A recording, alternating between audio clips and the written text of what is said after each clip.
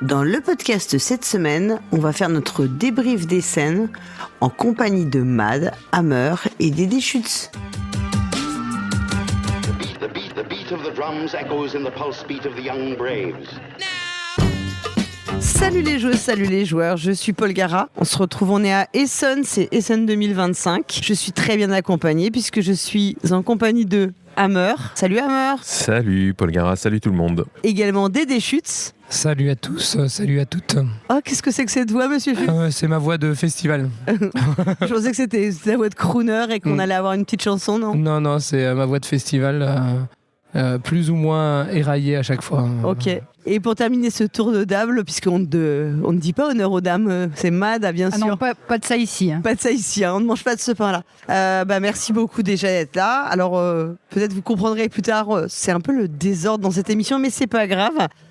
Donc on est à Essen, on s'est retrouvés tous les quatre, c'était trop cool, il manquait que Manaya presque pour que la fête soit parfaite. Je sais pas trop ce qu'elle... Même s'il y a beaucoup de jeux sur les chats, je pense que ce serait pas... Je suis pas sûr que les chats soient l'animal le plus populaire cette année. Moi j'ai vu beaucoup de capybaras. Ah là là, mais ça c'est du marketing uniquement. Ouais, après il y a l'effet Bader Meinhof, tu sais, une fois que t'en as vu un, tu les vois partout, mais en fait... J'ai quand même vu pas mal de jeux où il y en a. Ok, je pense que Manaya, elle sera pas du tout contente d'apprendre qu'elle est peut-être détrônée dans le cœur des joueurs et joueuses. Essen 2025, Hammer. Ouais. C'est toi qui as la charge de... Essen 2025, j'ai envie de dire toujours plus grand, toujours plus beau, toujours plus fort, quoi. Faut savoir qu'à la Messe, donc au parc des expositions de Essen, il y a 8 halls. Bon, et bien désormais, le Spiel, ça en prend 7 sur 8. Ils ont rajouté le hall 7. Donc cette année, qui est tout petit, il fait 1 hectare. C'est parce qu'ils gardent le Hall 8 pour le Mad Trade qui est un spécial pour Mad. Alors, elle savait notamment, mais non, mais si on écoute l'organisation, ils ont rajouté un hall simplement pour faire face à la demande. Donc on arrive à un salon dont la surface totale fait plus de 77 000 mètres carrés, 7 hectares. Je vous traduirai pas ça en nombre de terrains de foot, mais bon, vous ferez le calcul vous-même. Lors de la traditionnelle conférence de presse mercredi, l'organisatrice, celle qui gère, Carole Rapp, a indiqué qu'ils avaient 948 exposants cette année, de 50 pays, 4 continents différents. Dans une autre interview en marge, elle a quand même dit qu'elle aimerait bien rester à 7 halls, au moins pour 2 années, quoi. Mais elle n'exclut pas, si la demande croît encore, de prendre l'intégralité de la surface disponible, ce qui rajouterait le hall 8. Et on ferait la queue où alors, à l'extérieur? Eh bien, tu ferais la queue dans le petit hall d'entrée et surtout à l'extérieur, oui. Ce qui cette année n'est pas très agréable parce que la météo est exécrable. Je te trouve un peu dur. Non, je suis réaliste. C'est peut-être la raison pour laquelle Dédé a perdu sa voix d'ailleurs. Parce qu'à chaque fois qu'on se rencontre, tu perds ta voix. Je me demande s'il n'y a pas une relation de cause à effet. Ah, peut-être, c'est toi qui me fais cet effet. Alors, adieu, Mad, on ne se reverra plus alors.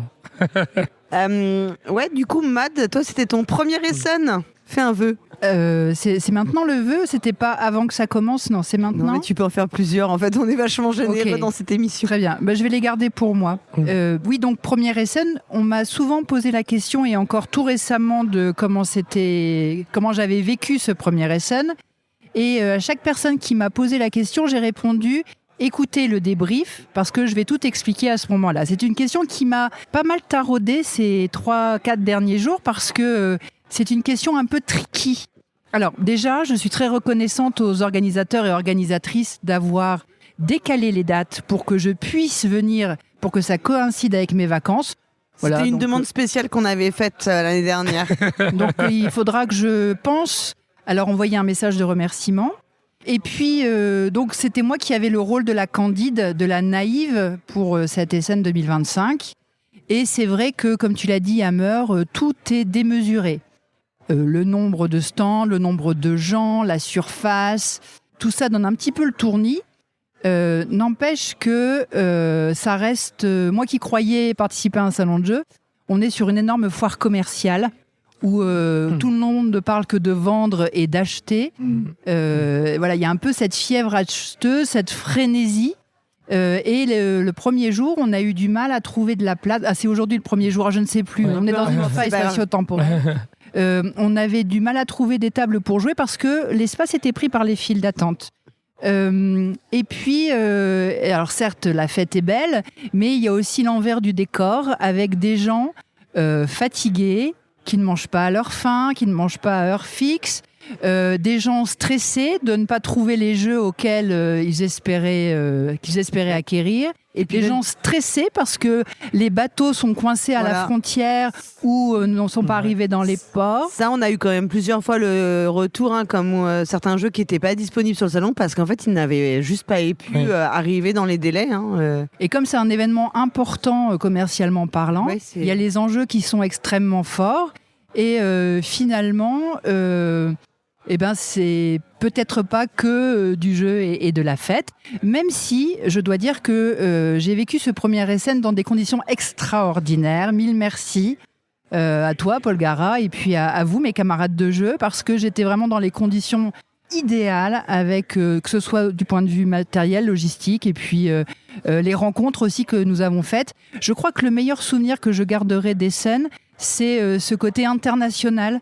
Rencontrer autant de gens d'univers différents, international certes au niveau des nationalités, mais aussi des profils de gens qu'on a pu rencontrer. Et c'est cette richesse-là qui, moi, me plaît beaucoup et que je garderai dans mon cœur. Oh, c'est trop beau. C'est beau, bravo. Oh là là, bravo. Mais quelle poétesse. Comment on peut continuer après ça, hein? Je pense que allez, au revoir, à la prochaine. Drop the mic. Bonsoir, bisous. Bon, est-ce qu'on va parler de mauvais jeux maintenant? Oui, parce que c'est vrai qu'au niveau des découvertes, si on fait le bilan à cette heure-ci, on n'est pas... Oui, voilà. On n'a pas eu quelque chose de flamboyant qui nous a retourné le cœur. Ou alors s'il nous a retourné le cœur, c'est pas pour les bonnes raisons. Non, on a joué vraiment à quelques trucs qui étaient vraiment pas bien du tout. Laborieux. Et on peut dire qu'on a joué qu'à des trucs assez fades, tièdes. Ce qui est horrible, c'est que probablement que le meilleur jeu auquel on a joué, c'est de tout premier. Oui. J'en suis encore à ce stade-là à me dire, parce qu'il y en a certains auxquels on a pu jouer, mais qu'on connaissait déjà et on savait que c'était à peu près OK. On reprend notre liste. Notre liste, oui, vas-y, on te suit. Donc nous avons joué à Alice de l'autre côté du miroir, un jeu de Christine Alcouf et Ludovic Maublanc qui est chez Lumberjack. Oui, c'est ça. Donc c'est un flip and ride dans l'univers d'Alice au Pays des Merveilles. Très rapidement, le twist du jeu, c'est que quand on passe à travers le miroir, on retourne sa fiche. Et que là, on a une nouvelle grille et on peut le faire en gros plusieurs allers-retours entre les deux, le recto et le verso de nos feuilles. Et qu'on score différemment. Enfin, on fait une partie du scoring sur chaque côté de la feuille. Oui, parce qu'à la fin, en fait, on va plier sa feuille et les deux scorings vont se compléter. Et effectivement, ce qu'on aura fait d'un côté aura une incidence pour le scoring final en se combinant avec ce qu'on aura fait de l'autre côté de notre feuille. C'est plutôt sympa. C'est plutôt pas mal, ouais. C'est pas mal. Et puis le gimmick de refermer pour avoir le score, c'est bien fait, ça en jette, quoi. Oui, il y a mais après, c'est pas non plus exceptionnel, quoi. C'est élégant. Voilà, c'est élégant, voilà. Merci. Mais peut-être pas je sais pas si c'est élégant dans le design ou en tout cas élégant dans la réalisation, en tout cas dans l'exécution. Du coup, de fait, ainsi le thème de Alice est plutôt bien traité. Enfin, ça a du sens aussi. Ensuite, ça reste un flip and ride avec des petits scorings différents pour les trucs. Bon, on ne peut pas dire qu'on n'a pas déjà vu ça 150 fois. Oui, après, ça reste un ride. Pour avoir joué à d'autres flip and ride, il y en a vraiment qui sont oubliables. Celui-là, il se détache un petit peu, en tout cas. Oui, il y a une idée, quoi. Et visuellement, c'est chouette parce que Christine Alcouf, c'est toujours assez chouette ce qu'elle fait. Enfin, moi, j'ai passé un bon moment. C'est le genre de jeu auquel je rejouerais sans problème, ce qui est déjà plutôt pas mal. Ouais. Et moi, je plus sois le fait d'avoir fait une Alice brune. Voilà, C'était mon petit message personnel. Ensuite, nous avons joué à Shall We Dance. Moi, j'ai noté que personne ne voulait danser avec moi, d'ailleurs, pendant cette partie. Oui, par contre, moi, Dédé m'a invité plusieurs fois. Moi, j'ai noté que surtout tout le monde voulait danser avec Dédé. Mais oui, mais c'est vrai. Point de popularité. Mais oui, parce que je suis une star, tout le monde veut danser avec moi. Voilà. Donc c'est un jeu de Sachi, donc édité par Sachi, sa propre maison d'édition. Avec toujours ce visuel assez incroyable qui font vraiment la marque de fabrique qu'on a vu dans Comme C'est le Way, qu'on a vu dans parce que c'est Takako Takara, l'illustratrice. Donc c'est le même visuel qu'on voit dans In Front of the Elevators ou bien Take the Record. Enfin, toujours ce visuel un peu qui a ce charme incroyable, un peu désuet. Oui, moi j'allais dire suranné. Voilà, exactement, c'est ça. Voilà. Mais avec toi, Mad, les mots, toujours le mot précis au bon endroit. Donc en fait, c'est un jeu dans lequel on va poser des groupes de danseurs et danseuses. Ce sont des règles sur lesquelles on va passer parce que c'est pas. Et en fait, le but c'est de faire des couples. Et si on arrive à matcher avec une personne libre chez un autre joueur ou une autre joueuse, on peut l'inviter à danser. Et ça, forcément, c'est un peu le truc un peu mignon du jeu qu'on a envie de faire. C'est ça. Et la personne gagne en popularité. Voilà, on gagne un point de popularité, mais la personne qui a fait l'invitation récupère une carte pour augmenter sa collection et avoir la majorité, quoi. Parce qu'après, par couple de danseurs, on marque des points. Et puis ensuite, il y a une majorité parce qu'il y a plusieurs couleurs. Donc, on va faire une majorité. C'est charmant, comme toujours. Alors, le petit détail toujours un petit peu gênant, quand même, c'est que les vieux dansent avec les vieux, les blonds avec les blonds, les gens de forte corpulence avec les gens de forte corpulence. On ne se mélange pas. J'avais l'impression que c'était plutôt des âges. Non, il y avait aussi un couple. Alors, je ne sais plus de quelle couleur ils étaient. Je crois que c'était brun ou noir. Et c'était des gens qui avaient une corpulence un peu forte. D'accord. Okay. Et après, c'était les couleurs de cheveux. Il y avait les blonds avec les blonds, les bruns avec les bruns. Moi, j'ai gardé les couleurs de carte. Moi, j'ai vu les âges, oui, clairement. J'ai pas mis mes lunettes. Alors, j'ai pris des photos. Donc, Mad a des preuves. J'ai des preuves. Bon, après, ça reste charmant à jouer. C'est sympathique. C'est pas extraordinaire. Tu vois, ça m'a pas fait le même effet que comme c'est le Way, par exemple. Mais je trouvais que c'était charmant à jouer, assez agréable. Le petit gimmick de se dire est-ce que tu danses avec moi ? On aime bien, c'est sympa. Donc voilà, je sais pas ce que vous en avez pensé. On l'a pas acheté pour le coup. Oui, une danse suffit. Voilà, une danse suffit. Je pense qu'on n'a pas besoin de continuer. Mais voilà, c'est toujours un peu rafraîchissant, quoi. Ces jeux. Je trouve que c'est un peu le ressenti qu'on a en sortant. Ensuite, on a joué à un jeu vraiment pas bien. Enfin, moi, j'ai trouvé ça nul, excusez-moi. En fait, ce qui est le mieux de ce jeu, c'est son nom. C'est le titre, c'est Serial Killer. Un jeu de Julian Tooney, illustré par lui-même, chez Primigenio. Donc c'est une sorte de jeu de track. C'est un jeu de track. Ouais, c'est un jeu de track, une sorte de Scotland Yard ou 3. Sur un tout petit grille. Nous on a joué à 3. En fait, on a fait des équipes. Nous on était les détectives. Il y avait un groupe qui faisait le meurtrier, le serial killer. Ou le serial killer. Serial killer. Je suis quasiment sûr que nous avons affaire à un serial killer. Pardon ? Quand nous avons affaire à un serial killer. Un quoi ? Un serial killer. Hein ? Un serial killer, un tueur en série. Ah, serial killer. Et on avait un autre groupe qui faisait le chien. Et alors j'ai envie de dire que quand même le rôle du chien c'était le meilleur rôle. C'était le meilleur rôle. Nous on a regretté de ne pas être Lola le chien. Parce qu'il reniflait.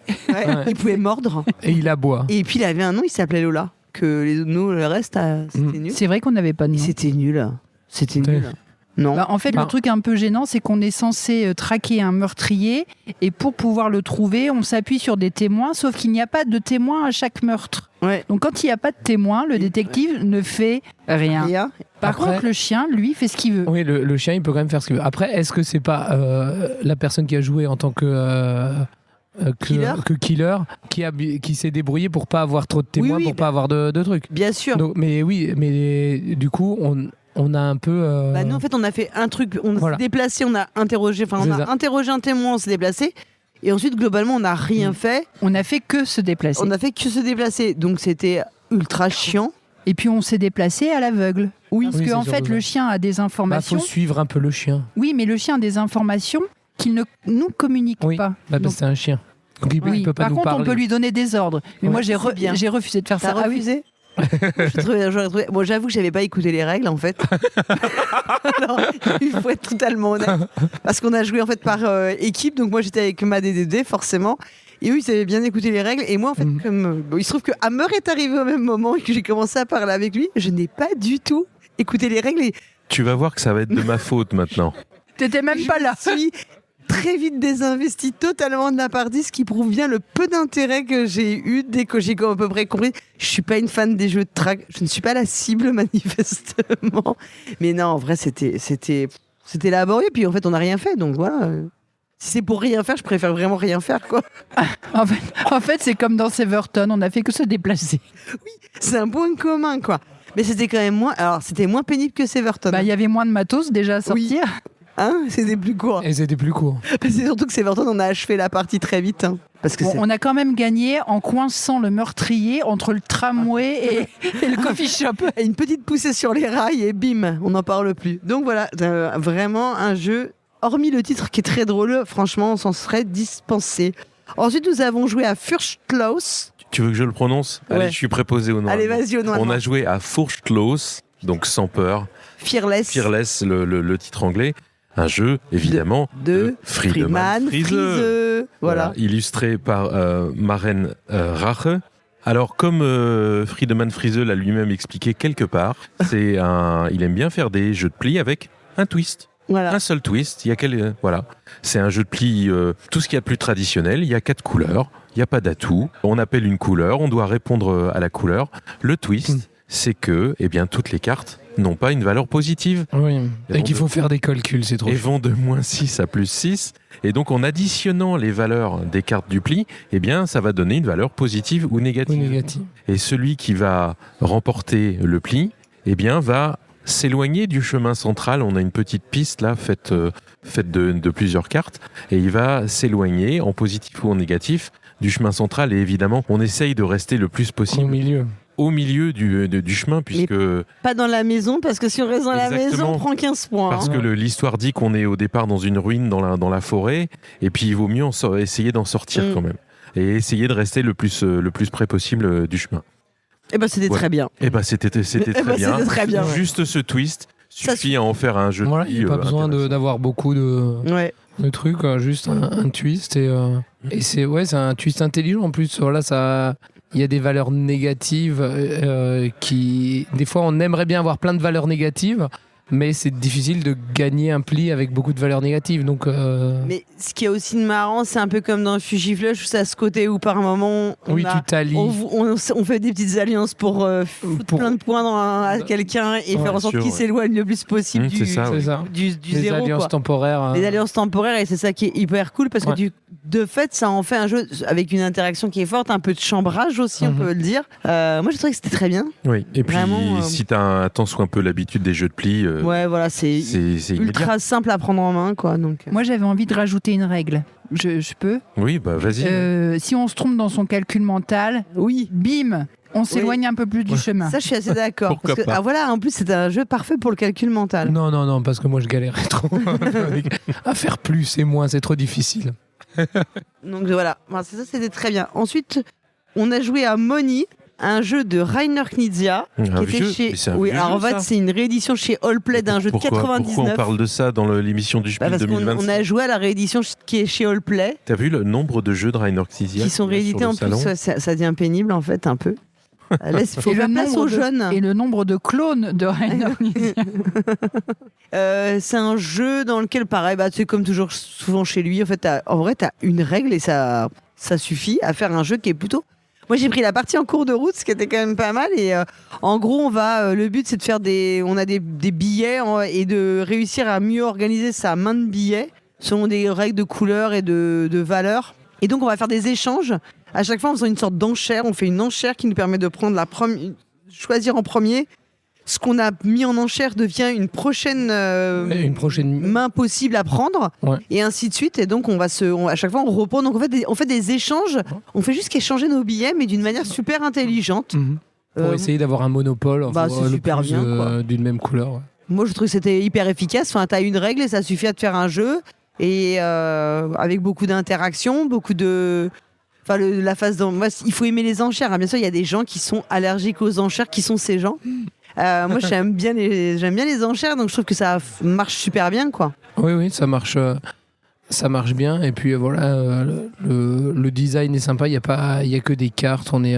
Et toujours une bonne idée et ça tourne pour. C'est du Knizia. Ouais. Alors moi, je remarque que Dédé, toi, tu as eu de la chance avec les dames au bal. Et tu as aussi de la chance en affaires parce que tu nous as mis quand même une pâtée monstrueuse. Mais en fait, je me suis concentré sur 2 monnaies et j'ai tout raflé. Et vous m'avez tout laissé gentiment. C'était très gentil. C'est notre faute, c'est nous qui sommes nuls. Donc populaire et riche. Voilà, Et riche. c'est ça. Et tout pour plaire cet homme. Ouais, et je trouve que Allplay, ils ont quand même un sacré line-up, parce qu'ils ont pas mal de jeux dans des petites boîtes, beaucoup de rééditions de vieux jeux qui remettent au goût du jour. Je pense qu'il y a beaucoup de... Ils ont un super stand. Ouais. Et puis je voulais signaler, cette réédition, parce qu'on l'a pas dit, est illustrée par Anne Heitzig. Oh, ok. On continue, on a joué à Shrinkopolis. Vous vous rappelez de ce jeu? Alors, la couve dégueulasse, probablement faite par IA, je sais pas. On fait un pari. Pari avec des déchutes. Est-ce qu'on pense que c'est fait par IA? Alors, je suis pas sûr que ce soit fait par IA. Parce que c'est grave pour la personne qui a illustré. L'illustrateur annoncé, c'est un collectif, c'est une boîte qui fait que ça, et il y a l'air d'avoir des graphistes. Après, ils ont des noms aussi. Alors, ce qui pourrait faire pencher, c'est qu'ils ont des noms de métiers très bullshit. Tu vois, genre, qui peuvent dire créateur, machin, qui peuvent dire je tape dans Google, je tape dans le chat GPT, quoi. Ouais, ok. Donc c'était un jeu de Ondra Sekanina et il était là quand on a joué. Et il était fort sympathique aussi. Il avait l'air très enthousiaste quand on jouait à son jeu. L'éditeur, c'est... Comment je vais le prononcer ça? Tlama Games? Tlama Games, je crois. C'est un éditeur tchèque. C'est ça, c'est un petit éditeur tchèque. Je suis vraiment désolé si j'ai mal prononcé. Et effectivement, sur la fiche du jeu, c'est le studio Artblock qui est crédité. Bon, alors on est dans une ambiance Arrietty, les mini-pouces, c'est laid. C'est dommage. It Takes Two. Vraiment, il y avait de quoi faire quelque chose de charmant. Avec ce monde miniature. Moi, j'y suis particulièrement sensible. Et on l'a pas senti. Et là, on l'a pas vu. Là, on l'a pas senti. Là, on posait des cartes. On était censé construire une ville, et j'ai même pas senti le fait de construire une ville. Non, en vrai, le thème, il n'existe pas du tout dans le jeu. Enfin, tu le ressens pas. C'est une sorte de puzzle un peu. Enfin, voilà, c'est de la. Moi, j'ai pas trouvé ça désagréable, franchement. Oui, ça tourne. Mais... Dans quel jeu comme ça on devait avoir des cartouches? C'était After Us, on devait rassembler les cartouches pour récolter les ressources. Ouais. Exactement, ça fait vraiment penser à ça, et c'est un peu c'est du puzzle en réalité, plus qu'autre chose, de l'optimisation. Oui, parce qu'il y avait des images en fond, et finalement on les regardait pas, ces images. Le thème a aucune importance.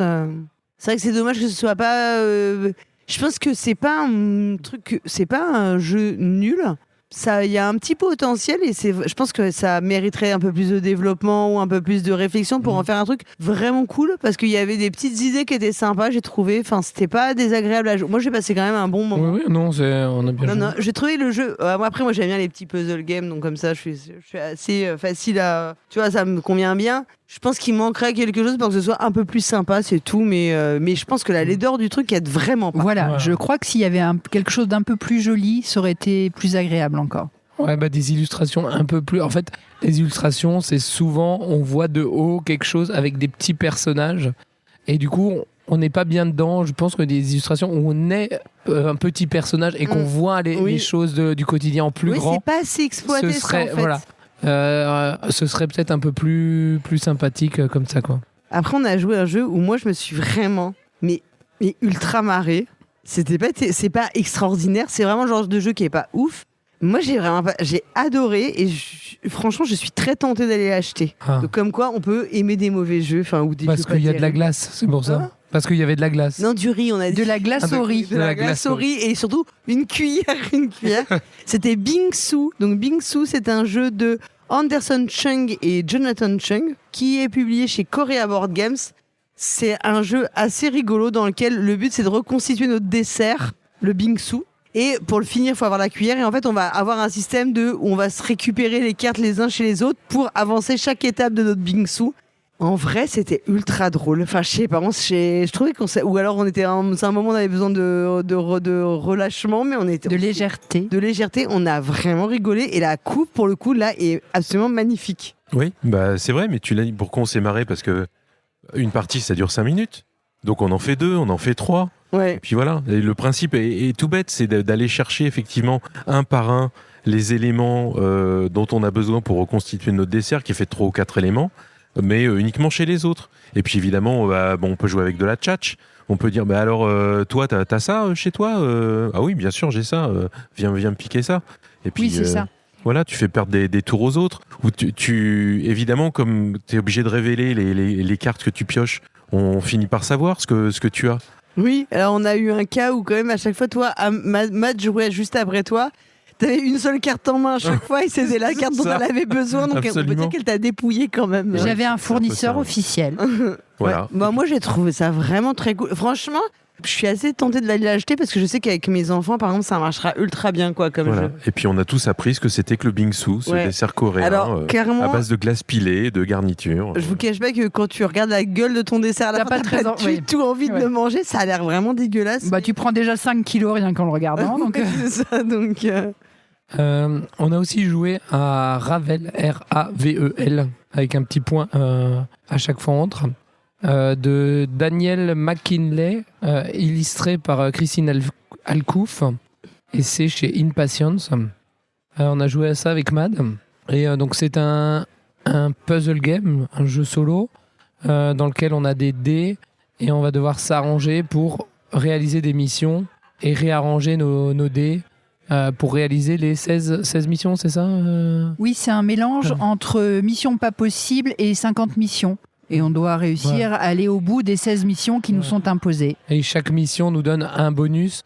Et lors de ce bonus va nous aider pour du coup refaire la prochaine mission et ainsi de suite. Voilà, en jeu solo, c'est pas mal. On a joué à plusieurs... C'est plusieurs cerveaux, c'est toujours bien pour... Mais je trouve que ça vous a vraiment bien plu. Hein. Oui. Mais en fait, on a échoué à la dernière carte. Voilà. Damned. Voilà. Mais c'est parce qu'on a utilisé la main du destin, et la main du destin de Dédé, elle est un peu rouillée. On a mis une grande dans la tronche. Ouais, c'est ça. Donc ça, vous recommandez. Ouais, ça on recommande. Putain, enfin, un jeu qu'on recommande éventuellement d'acheter, c'est voilà. fou, quoi. Ça arrive. On n'est pas guide, on sera pas guide d'achat. Je réalise que tous les jeux qu'on recommande, ce sont des jeux solo. Vous en tirez les conséquences qui s'imposent. Ensuite, on a joué aussi, alors là, un fou rire, mais pas pour les mêmes raisons. On a joué à Cup the Crab, mais je pense qu'on a eu une partie absolument délirante. Parce qu'il faut quand même dire qu'on a eu des explications qui n'étaient pas ultra claires. En plus, alors moi, comme j'écoute pas trop, autant vous dire que c'était compliqué. Et Hammer était pas là pendant les explications. Il est arrivé et là, on lui a dit de toute façon, t'en sais autant que nous. Donc je pense qu'on était mal barrés et il nous a mis une raclée. Alors moi, j'ai trouvé que c'était un jeu très facile de prise en main parce qu'effectivement, je m'étais absenté. Quand je suis revenu à la table, on m'a dit tiens, voilà tes 3 cartes, joue. Et bah écoute, ça m'a pas empêché de gagner la partie. Alors c'est un jeu qui s'appelle Cup the Crab, qui est chez Mandu Games. L'auteur c'est Michael Feldkutter et l'histoire c'est très simple. On a des cartes, on a chacun un deck de cartes. Où on a tous les mêmes choses. Il y a beaucoup de cartes qui sont des gobelets en plastique, des gobelets en plastique, des boîtes de conserve, etc. Qui valent plus ou moins de points. Exactement, et que des objets qui peuvent abriter des petits crabes genre Bernard l'Ermite. Voilà. On a aussi des bouteilles, on a aussi des pieuvres. Et le but, c'est qu'on va construire 3 piles, donc en empilant, en jouant nos cartes, en empilant donc nos gobelets. Et puis à un moment donné, il y a quelqu'un qui va se décider peut-être à jouer un crabe, ou au contraire jouer une bouteille pour dire tiens, ce truc-là, aucun crabe pourra y aller. Ah oui, mais la pieuvre peut toujours y aller.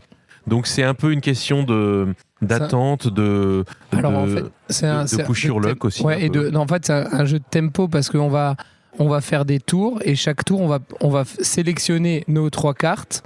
Et on n'aura que ces 3 cartes-là à jouer.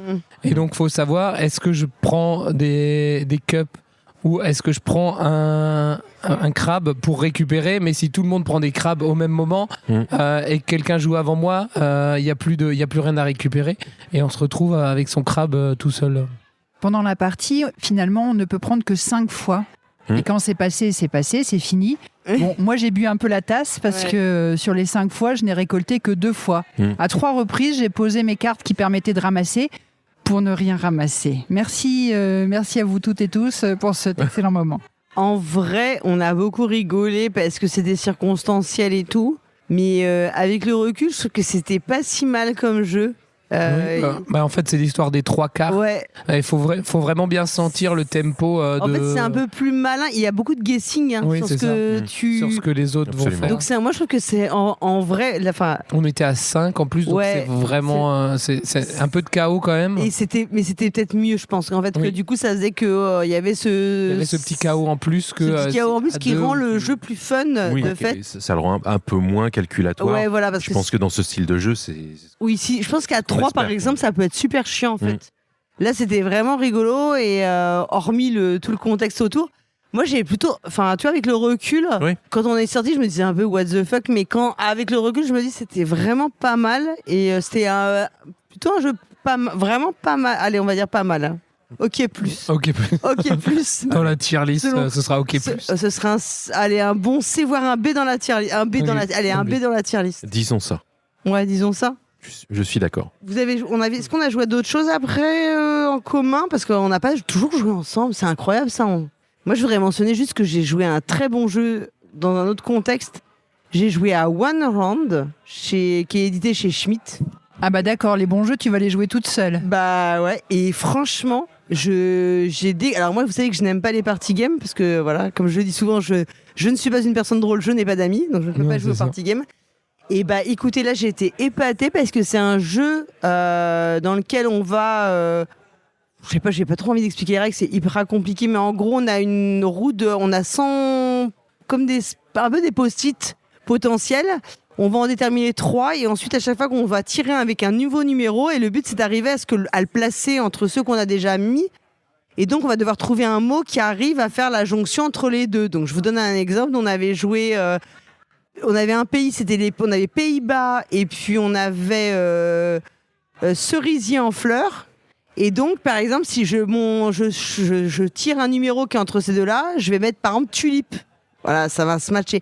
Et au fur et à mesure, ça s'affine. Il faut mettre de plus en plus de numéros.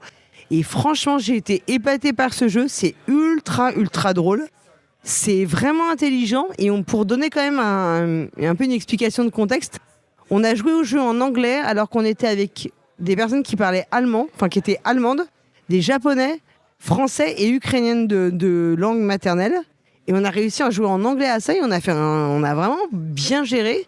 Non, je vais l'acheter, mais je vais l'acheter, je pense, en français en rentrant pour le coup, parce qu'il est sorti en France et apparemment il est passé vraiment sous les radars en France. Et moi, je vous conseille ce jeu, il est vraiment top, quoi. Enfin, pour moi, c'est un cadeau de Noël obligatoire, quoi. Ok. Très bien, on note. Pour une fois que je dis d'acheter un truc, nous on n'y a pas joué. Hein. Bah, on y jouera ensemble quand on fera notre week-end jeu de rôle.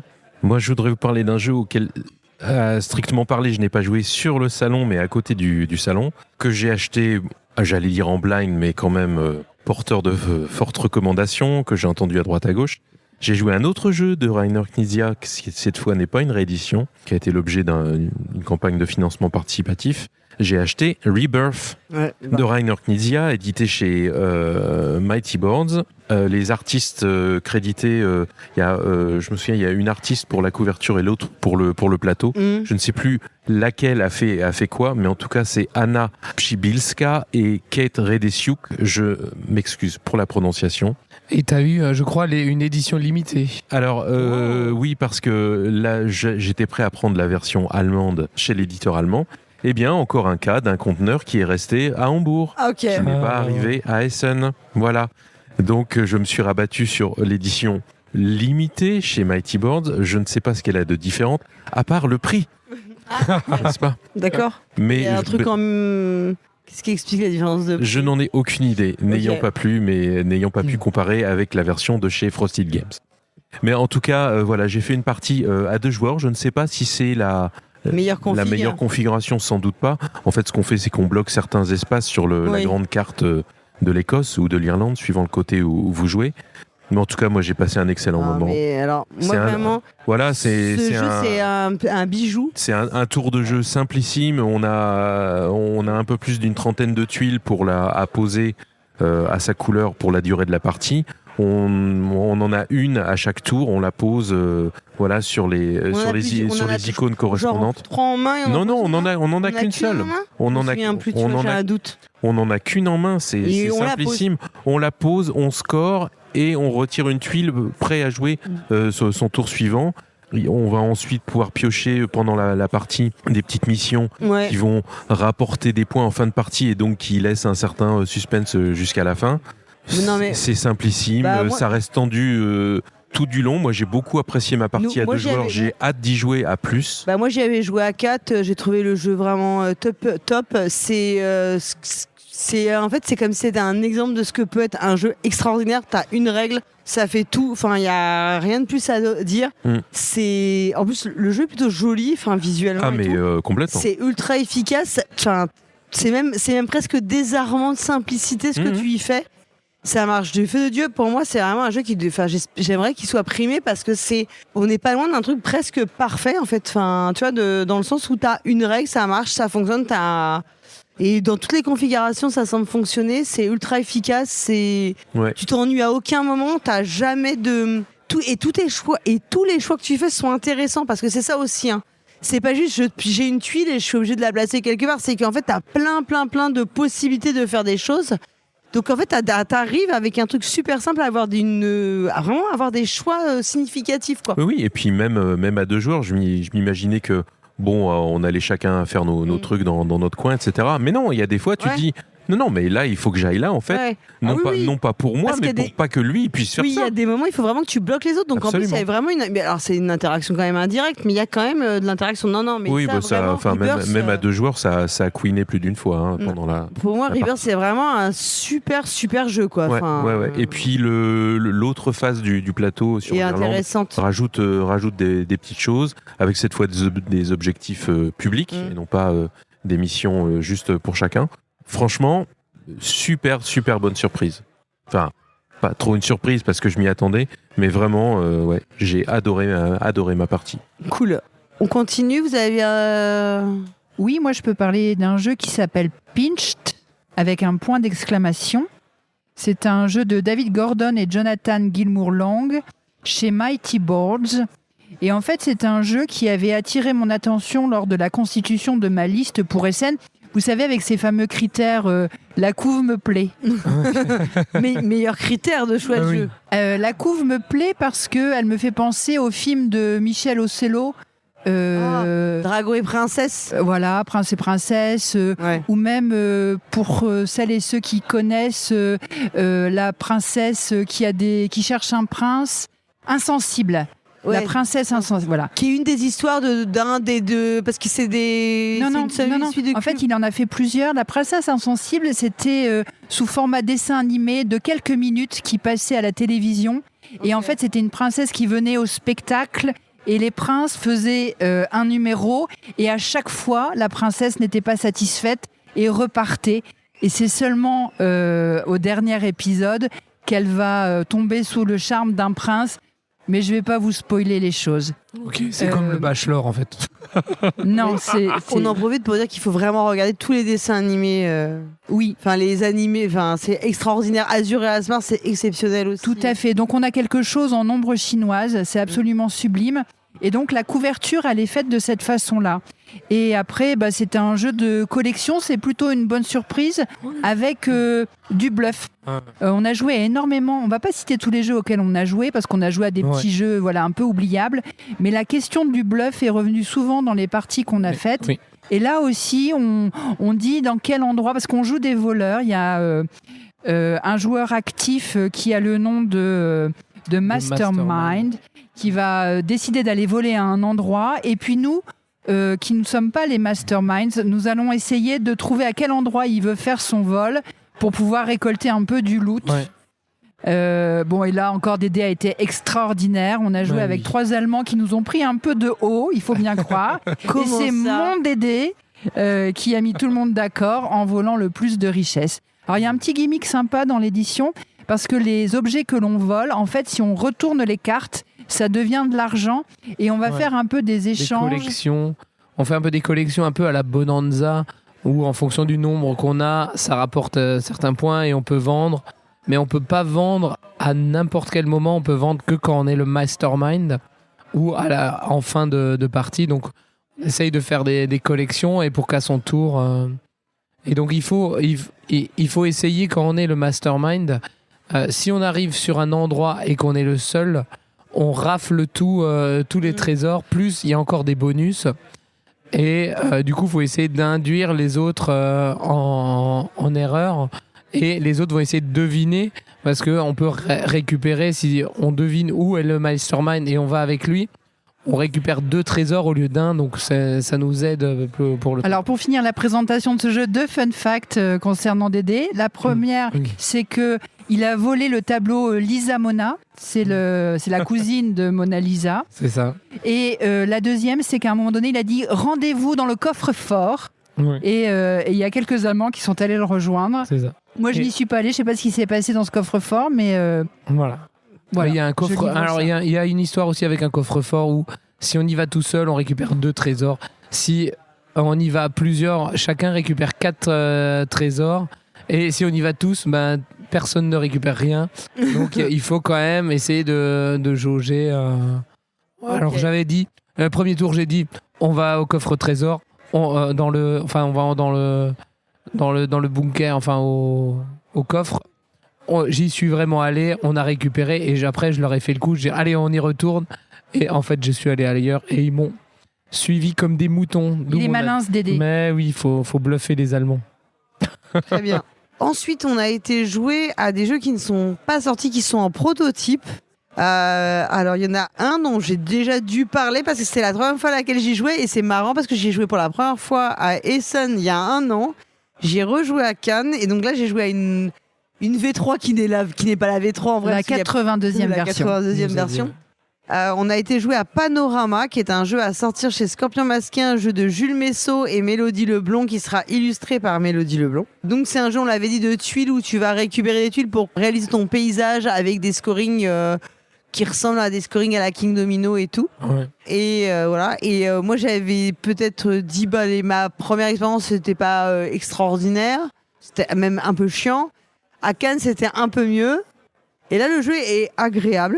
C'est pas exceptionnel non plus, mais c'est une expérience sympathique, franchement. Ouais. Et il y a la grosse satisfaction de faire son paysage. En fait, je pense qu'un des grands plaisirs du jeu, c'est de construire son paysage de randonnée, puisque comme ça s'appelle Panorama, c'est un peu l'idée, quoi. En tout cas, j'ai trouvé que c'est assez marrant, en fait, de voir la progression comme ça d'un jeu, tu vois, les différentes itérations. Voilà. Oui, et puis les tuiles sont élégantes, tout en longueur, avec une petite vague sur les côtés qui apparemment n'existait pas dans les versions précédentes auxquelles tu as pu jouer et qui permet d'ajuster très précisément et de façon très satisfaisante les tuiles entre elles et faire ce paysage qui est quand même assez beau. Oui, c'est joli. C'est très joli. Et oui, c'est agréable à jouer. Il y a des montgolfières. Et on choisit les tuiles, et plus on choisit les tuiles loin parce qu'on veut une tuile, moins on va peut-être rejouer moins souvent que les autres. Oui, parce que c'est une piste d'ordre l'ordre du tour, c'est une piste à la Thèbes et non à la Patchwork Hokkaido Glenmore. Arrêtez, putain, c'est Thèbes, donc mince, on dit une piste à la Thèbes, ça suffit. On fait plaisir à Peter Prince et on dit une piste à la Thèbes. Donc voilà, donc c'est aussi ça le... Bon, Dédé nous a mis une rouste. Une rouste. Ah non, c'est moi qui ai gagné. Non. Je me suis plantée dans le scoring. Oui, alors au début, on a fait un petit rollback. On a fait un petit rollback parce que un scoring à King Domino, peut-être ça vous parle à vous, mais alors à moi, pas du tout. Mais c'est pas, je pensais que Dédé nous avait mis une branlée. Non, c'est moi qui ai gagné. Ah ok. Bon, je suis un peu déçue. Et j'ai gagné baisse dans ton estime, Paul Gara, ou pas? Hein? Je baisse dans ton estime si je... Tu perds en popularité. Non, parce que je trouve que t'as beaucoup gagné. J'ai beaucoup de chance. Ensuite, on a joué à l'Encyclopédie des monstres en prototype. Alors pareil, j'avais joué l'année dernière, mais là, on avait vu la version un peu plus finale du produit. Donc, c'est un jeu pour enfants. Donc, je pense que c'est la Team Kaedama, mais sans Ludovic Maublanc. Oui. Illustré par Maud Chalmel. Donc c'est toujours chez Scorpion Masqué, parce que vous avez compris, on était avec Scorpion Masqué, on a joué à 3 prototypes, donc c'est le 2e. L'idée, c'est d'avoir en fait des petits coffrets par continent. Chaque coffret inclut en gros 3 pays. Ça va être des variations sur la mémoire, et donc à chaque fois, on va avoir autant, chaque fois qu'on prend un nouveau pays, on a soit des ajouts de règles, soit des nouveaux jeux. C'est hyper joli.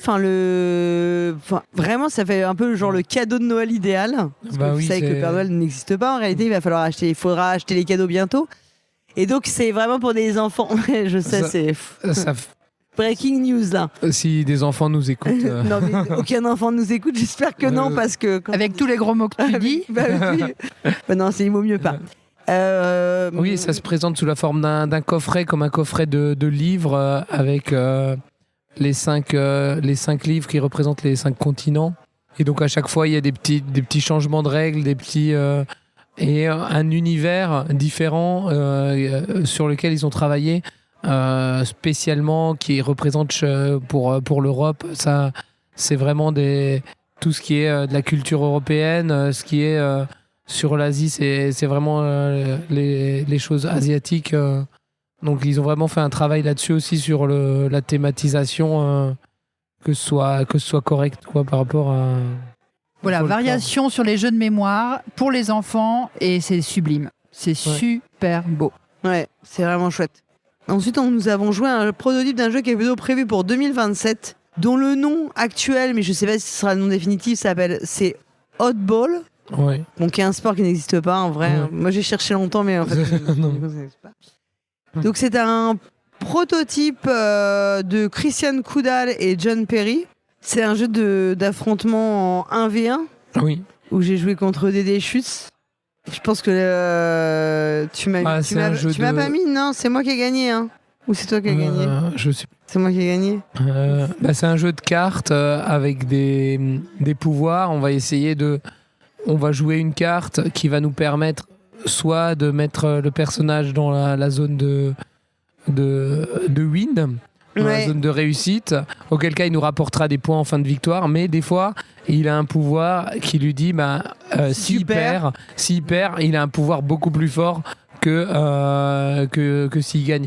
Donc des fois on est plus tenté de perdre pour pouvoir avoir le pouvoir puissant, pour pouvoir après rebondir. En fait, en plus, il y a une sorte de phase de draft qui marche bien avec l'idée que c'est une sorte de sport qu'on pratique. Et effectivement, ça va être un jeu. Christian Coudal, il a fait Mindbug notamment, et c'est vrai qu'on retrouve un peu de ça dans le jeu. Avec aussi l'idée que j'ai compris, c'est que toutes les cartes sont une. Enfin, il y a une histoire de. J'ai pas tout compris là-dessus. Il y a une volonté de faire que chaque boîte soit unique, et qu'on aura des noms de personnages, le visuel qui sera unique, les personnages ont des lunettes ou pas de lunettes, voilà. Et ils ont fait du graphisme comme ça pour justement que ce soit faire un algorithme pour qu'on puisse, comme à la Keyforge, avoir des personnages uniques dans chaque boîte, quoi. Donc ça.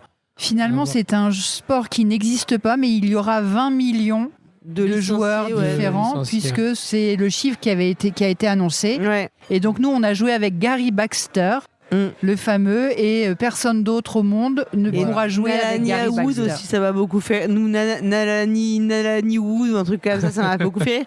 Moi, j'ai trouvé ça vraiment super. Ouais. J'ai vraiment bien aimé, parce que c'est le genre de jeu d'affrontement où t'as beaucoup de possibilités t'as beaucoup de. C'est pas juste gagner l'affrontement direct qui est important, t'as beaucoup de moyens de faire quelque chose, même si t'as des cartes faibles.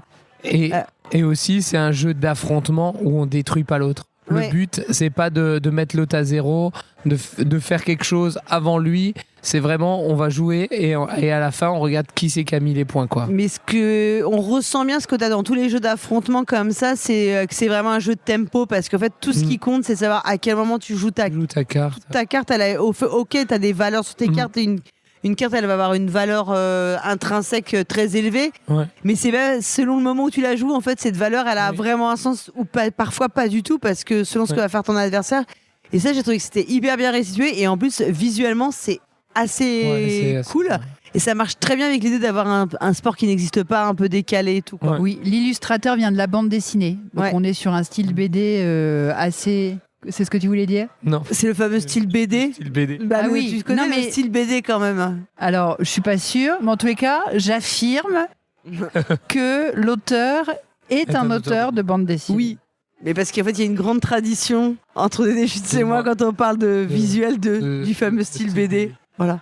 Eh bien, je m'inscris dans cette tradition. Okay. Bah, bienvenue. Bienvenue. Bah écoute, si on a des commentaires pour nous expliquer que la BD, c'est pas que ça. Vous avez joué à quoi Hammer, t'as joué à un jeu qui est hyper bien auquel j'ai joué. Oui, alors c'est pas vraiment une nouveauté, je crois qu'il est sorti l'an dernier, mais il était présent sur le salon dans la gamme de l'éditeur Plate, l'éditeur coréen, et puis aussi parce qu'il a été localisé par un éditeur allemand, Nice Game, cette année. C'est un jeu qui s'appelle Orapa Mine. La version allemande a été écourtée en Orapa. Alors qu'est-ce que c'est Alors je vais d'abord citer les auteurs quand même. Yoongi Choi et Wanjin Gil, je m'excuse pour la prononciation. Ce dernier ayant aussi illustré le jeu. Eh bien, c'est un jeu pour deux, de déduction. Imaginez une bataille navale, sauf que sur votre grille, derrière votre petit paravent, vous n'avez pas des bateaux, vous avez plusieurs petites pièces en bois de différentes couleurs qui représentent différents minéraux que vous allez aligner sur votre grille. Et puis, il va falloir essayer d'être le premier à deviner où sont placées toutes les pièces de l'autre. Et pour ça, eh bien, vous allez simplement annoncer une coordonnée, vous allez envoyer une sorte de rayon, de sonar, et puis votre adversaire va vous dire « Ok, alors si tu sondes par là, eh bien ton rayon, il ressort par telle case, par telle coordonnée, et il ressort de telle couleur, suivant le nombre de pièces et la couleur qu'il aura rencontré. » Eh ben, j'ai vraiment eu beaucoup de fun à faire ce petit jeu de déduction. C'est super malin. C'est brainy quand même, hein. C'est brainy, mais en même temps, il y a un côté relativement immédiat parce que les tours de jeu sont ultra simples. Par contre, effectivement, moi, j'ai eu une partie où j'accumulais les indices, mais qui n'étaient pas des indices, je dirais, déterminants au début. Et puis, d'un seul coup, ça s'est débloqué. Ouais. Sauf que mon adversaire a eu un petit peu plus de chance que moi et il a trouvé toutes mes pièces avant moi. Ce que je trouve fou avec ce jeu, c'est que quand on te l'explique, tu te dis mais je ne vais jamais y arriver. En fait, ça te paraît infaisable. Et comme tu dis, tu as ce petit moment où tu as plein de trucs que tu avais notés qui se mettent en place. Moi, j'y avais joué en fait avec Pénélope il y a quelques mois. Moi, j'aime beaucoup les jeux de déduction en général et je suis pas trop nulle en plus. Donc, c'est vraiment en général, c'est pas des trucs que je souffre. Donc, j'ai vraiment de la satisfaction. J'ai trouvé le jeu incroyable parce que quand elle me l'avait expliqué, je me disais oh là là là là. Enfin, on va mettre 25 ans à trouver quoi que ce soit. Et il y a vraiment ce petit moment, t'as des petits bouts d'indices qui d'un seul coup se mettent en place. C'est super, vraiment. Pour moi, c'est un jeu qui va avoir une petite cote d'estime, clairement. Écoute, j'espère. Moi, je suis reparti avec une boîte. Il n'y avait plus les boîtes coréennes chez l'éditeur coréen Plate. Ils ont aussi sorti une nouvelle version qui s'appelle Orapa Space. Ouais. Je pense que ça doit être une variation sur le même thème. Cette fois, c'est des planètes, c'est plus des minéraux. Ouais. Mais enfin, je pense qu'ils surfent un peu sur cette vague-là. En tout cas, vraiment très très bon jeu de déduction selon moi. Petite boîte, super efficace. On peut complexifier le jeu une fois qu'on a bien compris et si on trouve que le challenge n'est pas suffisant, en rajoutant des éléments qui vont complètement tout absorber et puis le rayon va jamais ressortir ou au contraire un élément transparent qui fait que en fait tu vas jamais jamais le détecter. Il va falloir aller sonder chaque case individuellement parce qu'on a aussi cette possibilité là pour arriver à le trouver. Vraiment très très bien. Ensuite, nous, on a passé notre après-midi à jouer à des jeux de bluff, des jeux de moutons et des jeux de pingouins. Voilà, on a résumé notre après-midi en cette phrase. C'était sympa. Des petites boîtes, des jeux rapides et malins. Oui, c'est ça. On a joué à Wall Street, un petit jeu où on retourne des cartes pour estimer quel truc va être le premier à sortir, quelle couleur va être la première à sortir. C'est malin, c'est sans prétention, c'est une toute petite boîte. Il y a des moutons, donc moi j'avais. S'il y a des moutons, alors ça fait notre bonheur. Et Blue Penguin aussi, où on joue des petits pingouins. Et plus les pingouins sont petits, plus les pingouins valent de points. Mais par contre, on va chacun jouer un pingouin et c'est le plus grand qui l'emporte. Donc si tu l'emportes avec un pingouin qui vaut des points négatifs, mais il faut s'assurer pour avoir assez de pingouins positifs pour égaliser. Ok. C'est Matt qui a gagné à chaque fois. On va terminer avec 2 jeux pas ouf. Ça donne envie dit comme ça. On va parler de Staying Alive qui était chez Cosmos, un jeu auquel on a joué 5 minutes après 20 minutes d'explication. Oui, le ratio était pas fou. Hein. Non, c'est vrai. Et effectivement, Staying Alive, un jeu donc coopératif avec un aspect temps réel, temps réel à une contrainte de temps puisqu'il y a un sablier qui nous met évidemment la pression. Un jeu de thème sur le thème de l'apocalypse zombie, hein, voilà, un de zombie rigolo quand même. Voilà, où on va devoir essayer tous ensemble de se débarrasser des zombies. Le problème, c'est que c'est aussi à communication limitée puisque on ne peut parler que quand c'est à notre tour de jouer. On peut passer des cartes à son voisin de gauche ou faire une action chez son voisin de droite, genre dégommer un zombie. Donc voilà, tout ça pose des contraintes. On ne peut faire qu'une action ou deux à son tour. Et pendant ce temps-là, le sablier, c'est cool. Et la personne qui va être responsable de retourner le sablier, pas qu'on perde, eh bien va perdre un point de vie en fait, je crois que le gros problème du jeu, tu l'as résumé rien qu'avec les règles. Quand on te explique les règles, tu te dis oh là là là, ça va être frénétique. Et quand tu joues, c'était pas frénétique. Moi, j'ai pas trouvé ça frénétique du tout. T'as pas du tout le côté stressant. Oui, du sablier, parce que tu sais que tu peux le retourner. Après, ça te fait perdre des vies.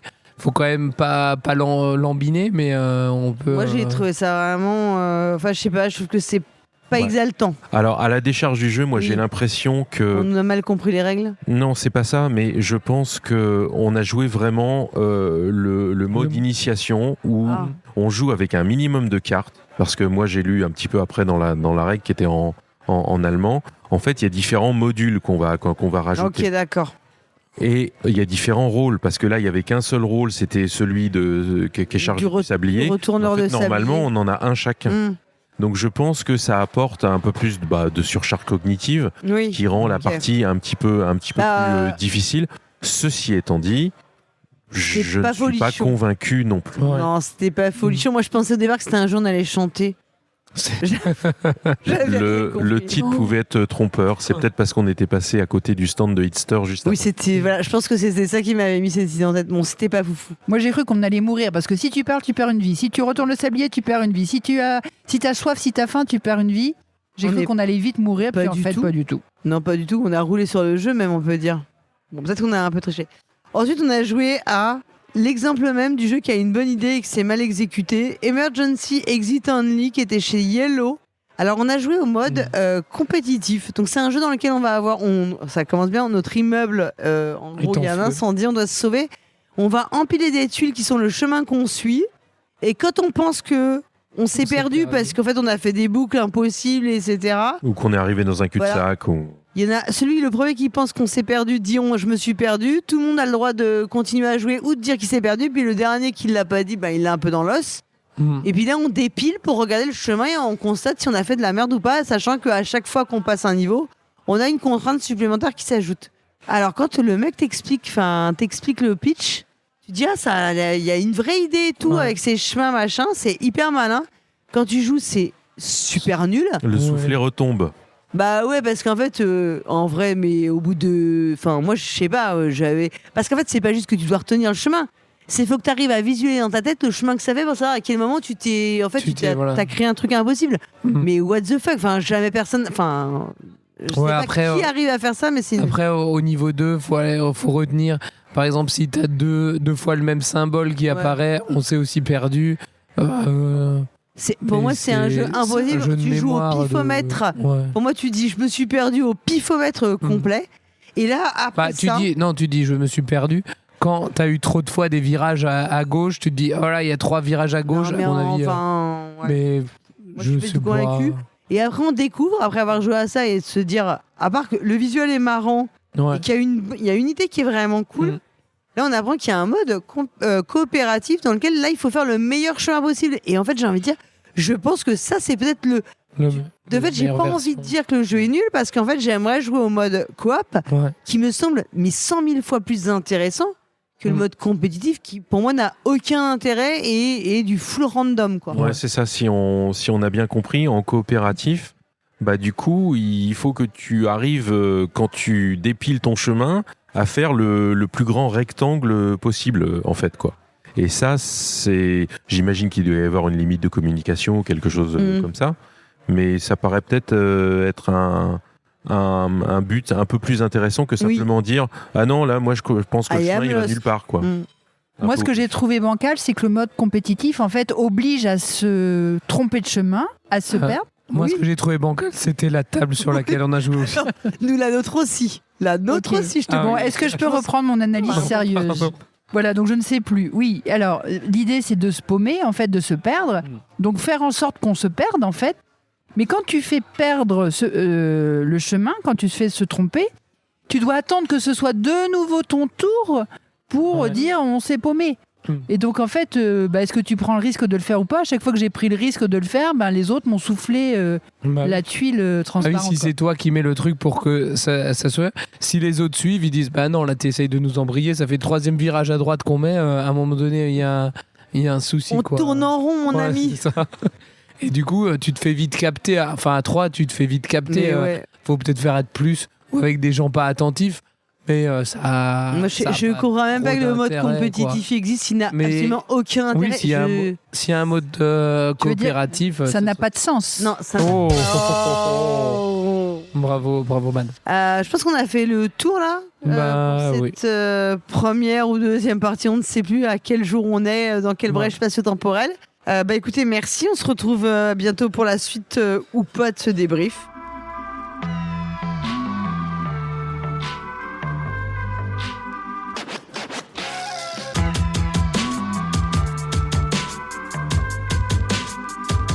On se retrouve donc pour ce débrief en direct de Essen. Et on a un peu une grosse partie de la fine équipe de Brindlewood Bay.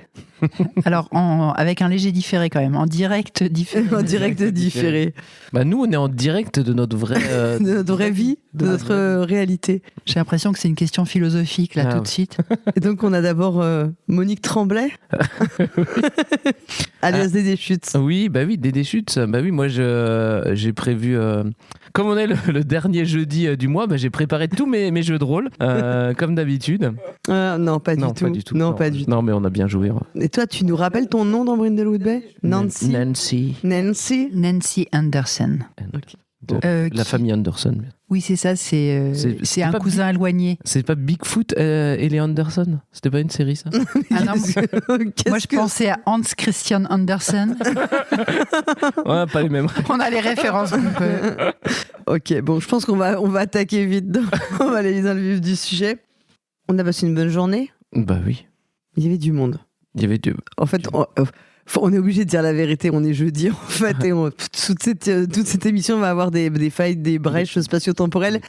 Et c'était la première journée et il y avait beaucoup de monde, on a trouvé. Oui, beaucoup de monde. Alors, surtout du monde aux boutiques. Oui. Oui, il y avait des fils. Et certains stands ont dû remballer les tables pour pouvoir avoir des queues, des fils, des files d'attente qui n'étaient pas... dans les allées. N'étaient pas dans les allées, parce que sinon, ils se faisaient rappeler à l'ordre par l'organisation. Et donc, c'était assez... Parce que nous, on s'était dit, il faut aller acheter les jeux qu'on avait repérés avant qu'ils soient sold out, parce que je crois que ce sont des choses qui arrivent parfois. Et en fait, c'était juste impossible d'aller acheter quelque chose. Ça tombait bien, parce que nous, du coup, on est allé jouer. Voilà, exactement. Alors, on se faisait la réflexion d'un petit bilan de la journée. On a dit que c'était quand même assez plat. Oui. Il n'y a pas eu d'étincelle. Non. Il suffirait d'une étincelle. Bon, et ce qui est terrible, c'est que le meilleur jeu auquel on a joué, c'est le premier auquel on a joué. Mais au moins, on avait bien commencé la journée. Et c'est un peu ce qu'on a dit au gars qui nous l'a expliqué. On a dit attention, là c'est le premier jeu de la première journée, premier jeu de la première journée du premier SN de MAD. Il faut pas se rater. Et en fait, c'était plutôt une bonne pioche. Ouais. Même si on piochait pas trop de cartes. Non, pas du tout. Mais oui, et puis en fin de journée, on est même retourné sur le stand, acheter le jeu. Oui. Parce que là, il n'y avait plus de personnes pour acheter ça. En fait, on est à contre-courant. C'est ça. Je pense que c'est parce qu'on est dans l'avant-garde en réalité. Ouais. Est-ce qu'on pourrait peut-être parler et donner le nom de ce jeu peut-être pour les auditeurs? Alors, ce jeu, mais tout le monde se pose la question, c'est alors attention à la prononciation. C'est parce que tu as l'accent allemand, ça y est. Ah oui. A Carnivore Did It. Tout à fait. Donc un carnivore l'a fait, dans le sens l'a commis le crime, c'est ça. Oui, c'est ça. Donc c'est un jeu de Domilas Ardikas et Urtis Chulinskas.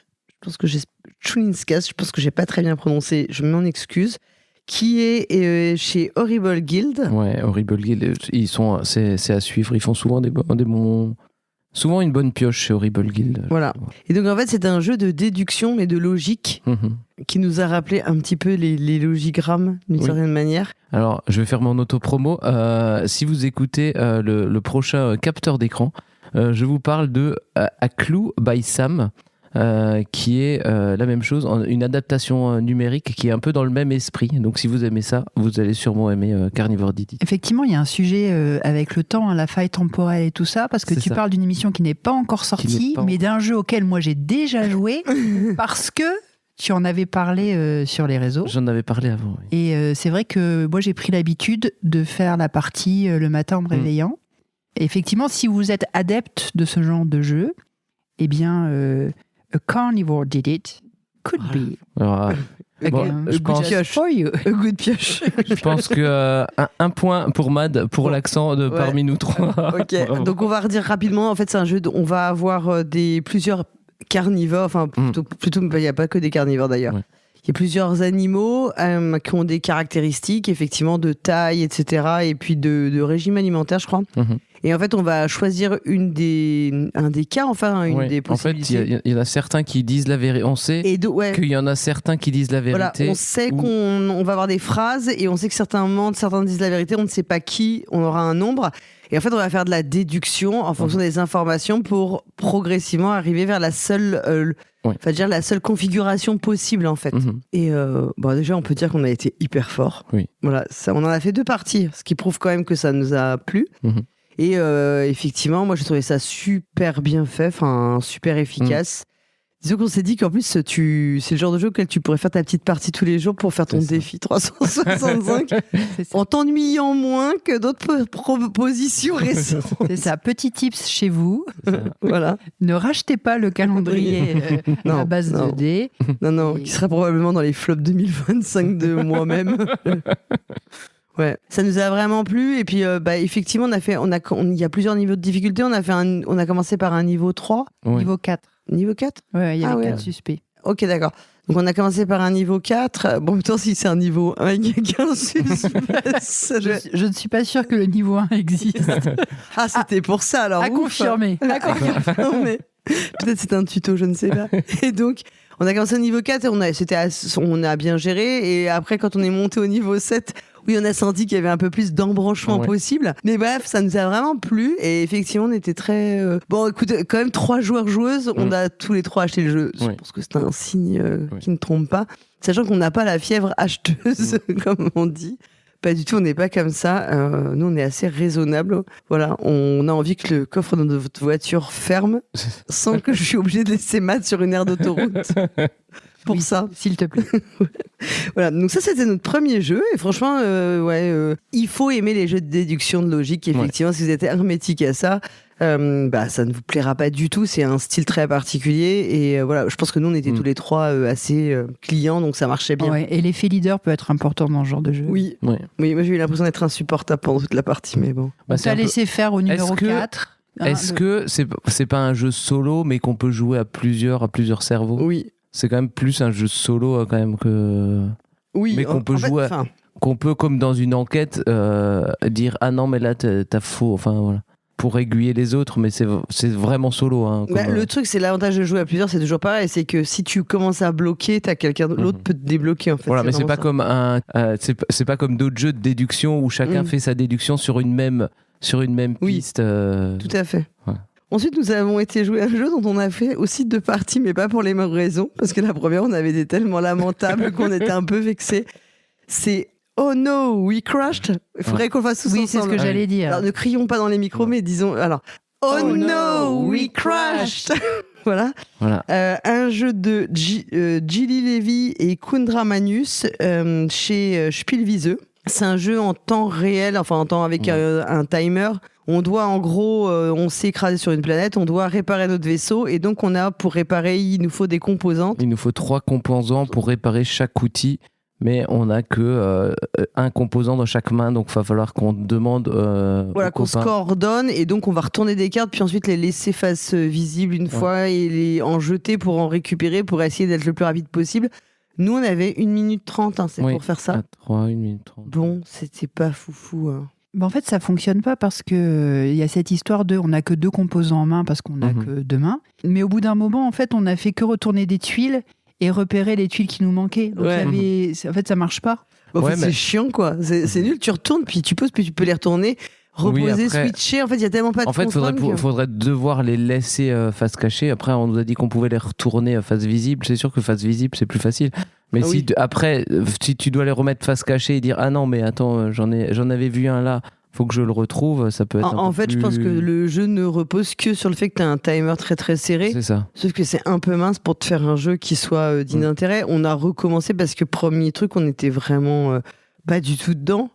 Bah oui, puis on n'avait pas compris que le bleu, il y avait plusieurs formes. Ouais, c'est ça. On n'est pas très observateur. Du bleu. Ah bah oui, mais c'est pas du tout. Oui, chaque couleur en fait a plusieurs formes et ouais, je pense qu'on était peut-être pas très observateur. En tout cas, c'est sûr, c'est que nous, si on se crache, on repart jamais, quoi. Et en plus, on était près de la porte de sortie, et donc quand la porte s'ouvrait, il y avait les tuiles qui s'envolaient, ce qui rajoutait une difficulté supplémentaire. Alors, je sais pas si c'est indiqué dans la règle de jouer dans un espace venteux pour te mettre. Je sais pas. Quand tu te craches sur une planète hostile, tu peux avoir des petites tempêtes. Quoi. Non, donc non, on n'a pas été convaincus du tout. C'était vraiment. Bon, le plus drôle, c'était quand on criait « Oh no, we crashed !» Oui, et l'animatrice appréciait aussi ce moment. Voilà, elle a senti. Parce qu'on mettait tout notre cœur dans ce cri de Exactement. De ce qui est terrible, c'est que comme on a déjà parlé du meilleur jeu, là, ça va être vraiment... Oui, ça ne va jamais remonter. Ensuite, nous avons joué à un jeu de pli. Oh, bah dis donc. Non, bah dis donc. C'est un truc de dingue. Nous avons joué à Tax the Rich, un jeu de Christian Amundsen Osby et Kjetil Svendsen chez Alien. Donc c'est effectivement un jeu de pli où c'est classique a priori, sauf que on va devoir donc faire une première phase qui est une phase de on va parier sur le nombre de plis qu'on va devoir faire au minimum. Ensuite, la personne qui remporte l'enchère, parce qu'en fait c'est une forme d'enchère vraiment pour les plis. La personne qui remporte va faire un appel, un peu comme au tarot quand on fait un appel au roi.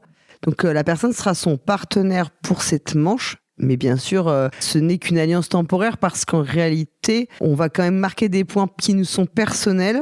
Et évidemment, si on fait son pari, on marquera en équipe. Et de la même manière, les personnes qui seront dans l'équipe opposée, si le pari rate, marqueront les points, en gros l'équivalent, mais voilà, et donc les points pour la réalisation du pari. Donc quand on fait son pari, on détermine quel sera l'atout et le nombre de plis aussi. Et puis ensuite, on joue comme un jeu de plis classique. Sauf que si on arrive à remporter un pli avec certaines cartes de très faible valeur, on peut faire ce que m'a essayé de faire pendant toute la partie, la révolution, taxer les riches. Et là, on inverse. Désormais, ce sont les plus petites cartes qui remportent les plis. Alors, j'ai voulu faire la révolution, je n'y suis pas parvenu. Mais toi, dès la première carte que tu as jouée, tu as voulu jouer une révolution. Hein. Je sais pas si tu te rappelles. Moi, j'ai commencé je voulais tout de suite le faire. Je me suis dit, allez hop. Puisque moi, j'étais dans le camp adverse de la personne qui avait emporté l'enchère, donc c'était un peu le bon move pour essayer de la faire tomber tout de suite. Mais une révolution, ça se prépare. Bon, il faut dire c'est ce que nous a appris le jeu. C'est que tu peux pas lancer la révolution tour 1. On a aussi appris que la personne qui nous a expliqué les règles, elle expliquait très très très très mal. Parce que c'était vraiment pas clair et tout. Et je pense pas que ça a aidé notre expérience. On doit jouer en 3 manches, on en a fait qu'une.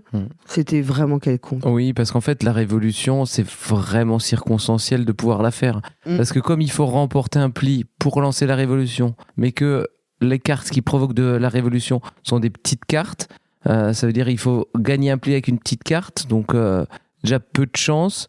Ou il faut avoir les atouts de faible valeur pour lancer une révolution, quoi. Donc c'est un peu circonstanciel, quoi. Et il faut plus avoir les c'est-à-dire qu'on a coupé les têtes. C'est ça, il faut déjà avoir joué ces grosses cartes parce que sinon les grosses cartes on va plus pouvoir gagner de pli avec. On avoue moi j'avoue que le titre du jeu fait aussi de l'intérêt qu'on peut en avoir parce qu'il y a quand même une sorte de, tu dis qu'il y a un parti pris dans le titre, en tout cas c'est pas anodin de choisir ce titre. On sait que les jeux de pli, les thématisés, c'est quand même assez compliqué. Moi, j'avais été lire le carnet d'auteur de Christian Amundsen Osby sur BGG, qui parle du jeu et aussi de cette fameuse dimension. Est-ce qu'il y a une dimension politique dans le jeu ? Lui, c'est ce que j'ai plus ou moins quand même compris de ce qu'il dit. On va pas se mentir, j'adorerais vous dire qu'on sent quelque chose. moi, j'ai pas du tout ressenti, j'ai rien ressenti. J'ai ressenti un jeu de pli tout à fait classique, donc pas plus, pas moins que d'autres jeux de pli, quoi. Même le gimmick de la Révolution, je suis pas, je suis pas convaincue, quoi. Parce que pour avoir un peu regardé les listes des gens qui préparaient Essen, il est revenu quand même assez fréquemment dans les listes. Et c'était étonnant de voir le petit espace qui était consacré au jeu, parce qu'on était vraiment, t'avais l'impression d'être sur un coin de mur, sur une petite table, c'était vraiment pas confortable, dans un passage presque. Et voilà, je suis un peu surprise de voir que ce jeu qui, pourtant, a suscité avant le salon de l'enthousiasme chez beaucoup de personnes. Puis d'un auteur qui est assez connu, en fait. Soit traité de cette façon-là, en fait, par quelqu'un en plus qui connaissait, enfin, qui expliquait très mal les règles. Ouais. Bon, c'est étonnant. Je m'attendais à quelque chose d'un peu plus flamboyant. Ouais, j'avoue qu'on était peut-être, je sais pas si on n'était pas dedans, mais en fait, ça a pas. Je pense qu'on est tous un peu été très. Moi, j'ai l'impression d'être passé un peu à côté. Ouais, c'est ce que tu disais, ouais. Bon, on va pas non plus en parler 20 ans parce que ça mérite pas. Après, on a été à jouer à un jeu. Bien sûr, c'est Monsieur Schutz qui nous a entraînés. Bah, parce que c'est un jeu où c'est les hommes qui peuvent enfin faire la cuisine, puisqu'on fait du barbecue. Bah oui, barbecue, un jeu d'adresse.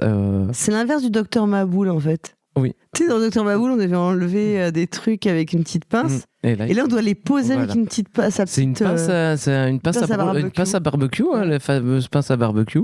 Où on pose des petits, on tire une carte et on nous dit quelle viande on doit mettre sur le barbecue, et si on doit la mettre en équilibre sur deux grilles ou sur un bout de grille, et du coup voilà, il y a pas non plus, ça casse pas trois pattes. C'est très mignon, mais c'est très joli. C'est une toute petite boîte toute mignonne. On met la grille sur la boîte, les petites et on a surtout découvert que Mad était Queen of the Grill. Ouais, la reine du barbecue. Alors, il y a, pour ceux qui ne mangent pas de viande, il y a une version VG qui est un peu plus chère. Alors, je ne sais pas pourquoi la version VG est plus chère, hein. Mais voilà, il y a une version VG. C'est sûr que on retrouve un peu l'esprit Tokyo Highway, je ne sais pas si vous connaissez, oui. Mais dans une boîte qui répond un peu parce que la boîte de Tokyo Highway était assez grande pour un jeu qui n'était pas si grand que ça. Au moins là, la boîte est réduite. Si vous voulez l'emmener en camping, il y a un côté marrant, on va pas se mentir, sur le jeu. Le jeu il y a un côté dinette. Il y a un petit côté dinette. Et adresse de tenir avec ce petit doigt, cette petite pince à épiler la côte de bœuf. Est-ce que je peux reprendre ton expression, ça ne casse pas trois pattes à un bacon? Donc ça, c'est un jeu de Brett Gilbert quand même, hein, et de Rob Sparks, qui est publié chez Alley Cat Games.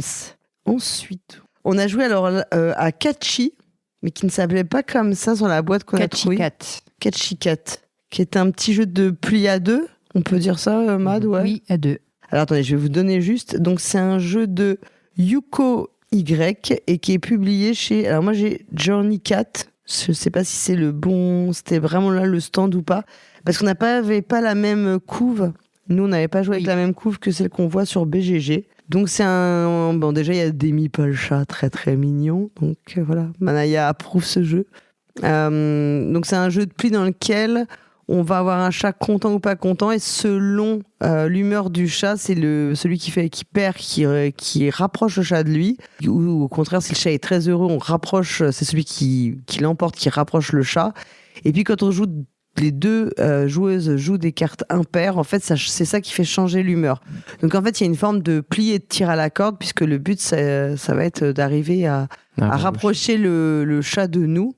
Mais bien sûr, en prévoyant ce qu'on va faire, est-ce qu'il est de bonne humeur ou de mauvaise humeur? Ouais, c'est plutôt sympathique. Enfin, y a pas. Oui, puis c'est 17 cartes. Parce qu'il n'y a que 3 couleurs de cartes. Ouais. Avec.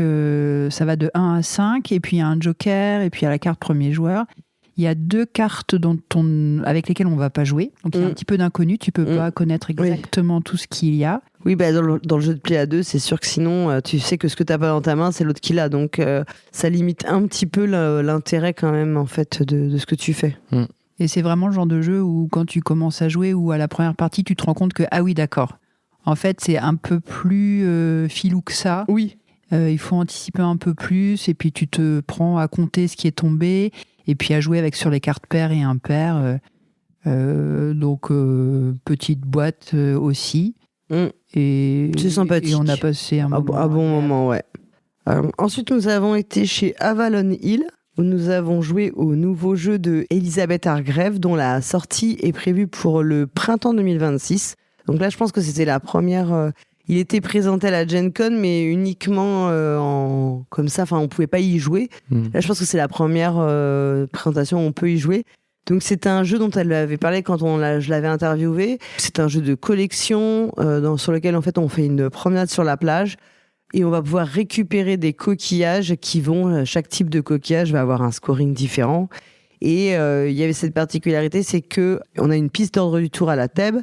Et si à un moment on dépasse la vague, alors en fait il y a cette idée que la vague va apporter de nouveaux coquillages et donc on va refiler les emplacements où on peut récupérer les coquillages. Bon, on va pas se mentir, c'est très bien thématisé. Franchement, on ressent avec la mécanique et tout, on ressent le thème. Après, ce qu'on y fait, c'est relativement quelconque. Voilà, c'est un jeu de collection avec des scorings différents. Ça nous a pas bouleversés. Oui, c'est vrai, ça reste un jeu de collection, un peu d'optimisation de placement des tuiles dans le sac. Ouais. Mais voilà, il n'y a rien de renversant. On a déjà pu voir ce genre. Oui, parce que je ne l'ai pas dit, mais les coquillages qu'on récupère, en fait, on les place sur un plateau qui représente notre sac. Et donc, il y a des façons de les placer, parce qu'on doit toujours les placer comme s'ils tombaient au fond du sac. Donc, il y a quelques règles de placement, mais bon. Moi, ce qui m'a bouleversée, c'est la rencontre avec Elisabeth. Oui, ça, on peut le dire. C'est vrai qu'on a eu en plus, on l'a croisée et tout, et puis on a parlé un peu avec elle, et ça, c'était très cool. Bon, on lui a pas dit qu'on avait trouvé ça quelconque, on a été polis. Ça nous arrive. Mais non, le jeu après reste agréable à jouer. Il n'y a pas à dire. Je pense que, tu vois, moi, j'ai pas du tout passé un mauvais moment. Oui. C'est un peu il y a un petit côté puzzle pour optimiser ton scoring, mais t'as pas un effet renversant comme quand tu. Il n'y a pas un truc qui te fait dire oh waouh, tu vois. Ouais. C'est un peu ça. Alors que je pense que, tu vois, il y a dans ses créations, il y a d'autres jeux qu'elle a fait qui sont quand même plus qui ont été marquants, même s'ils n'étaient pas forcément originaux mécaniquement, mais qui nous ont plus marqués.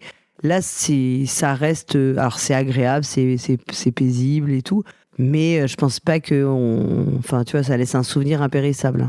Moi, ça m'a permis de réviser un peu ma biologie marine avec les échinodermes, les bivalves, et puis les coquillages que tu préférais, Dédé. Les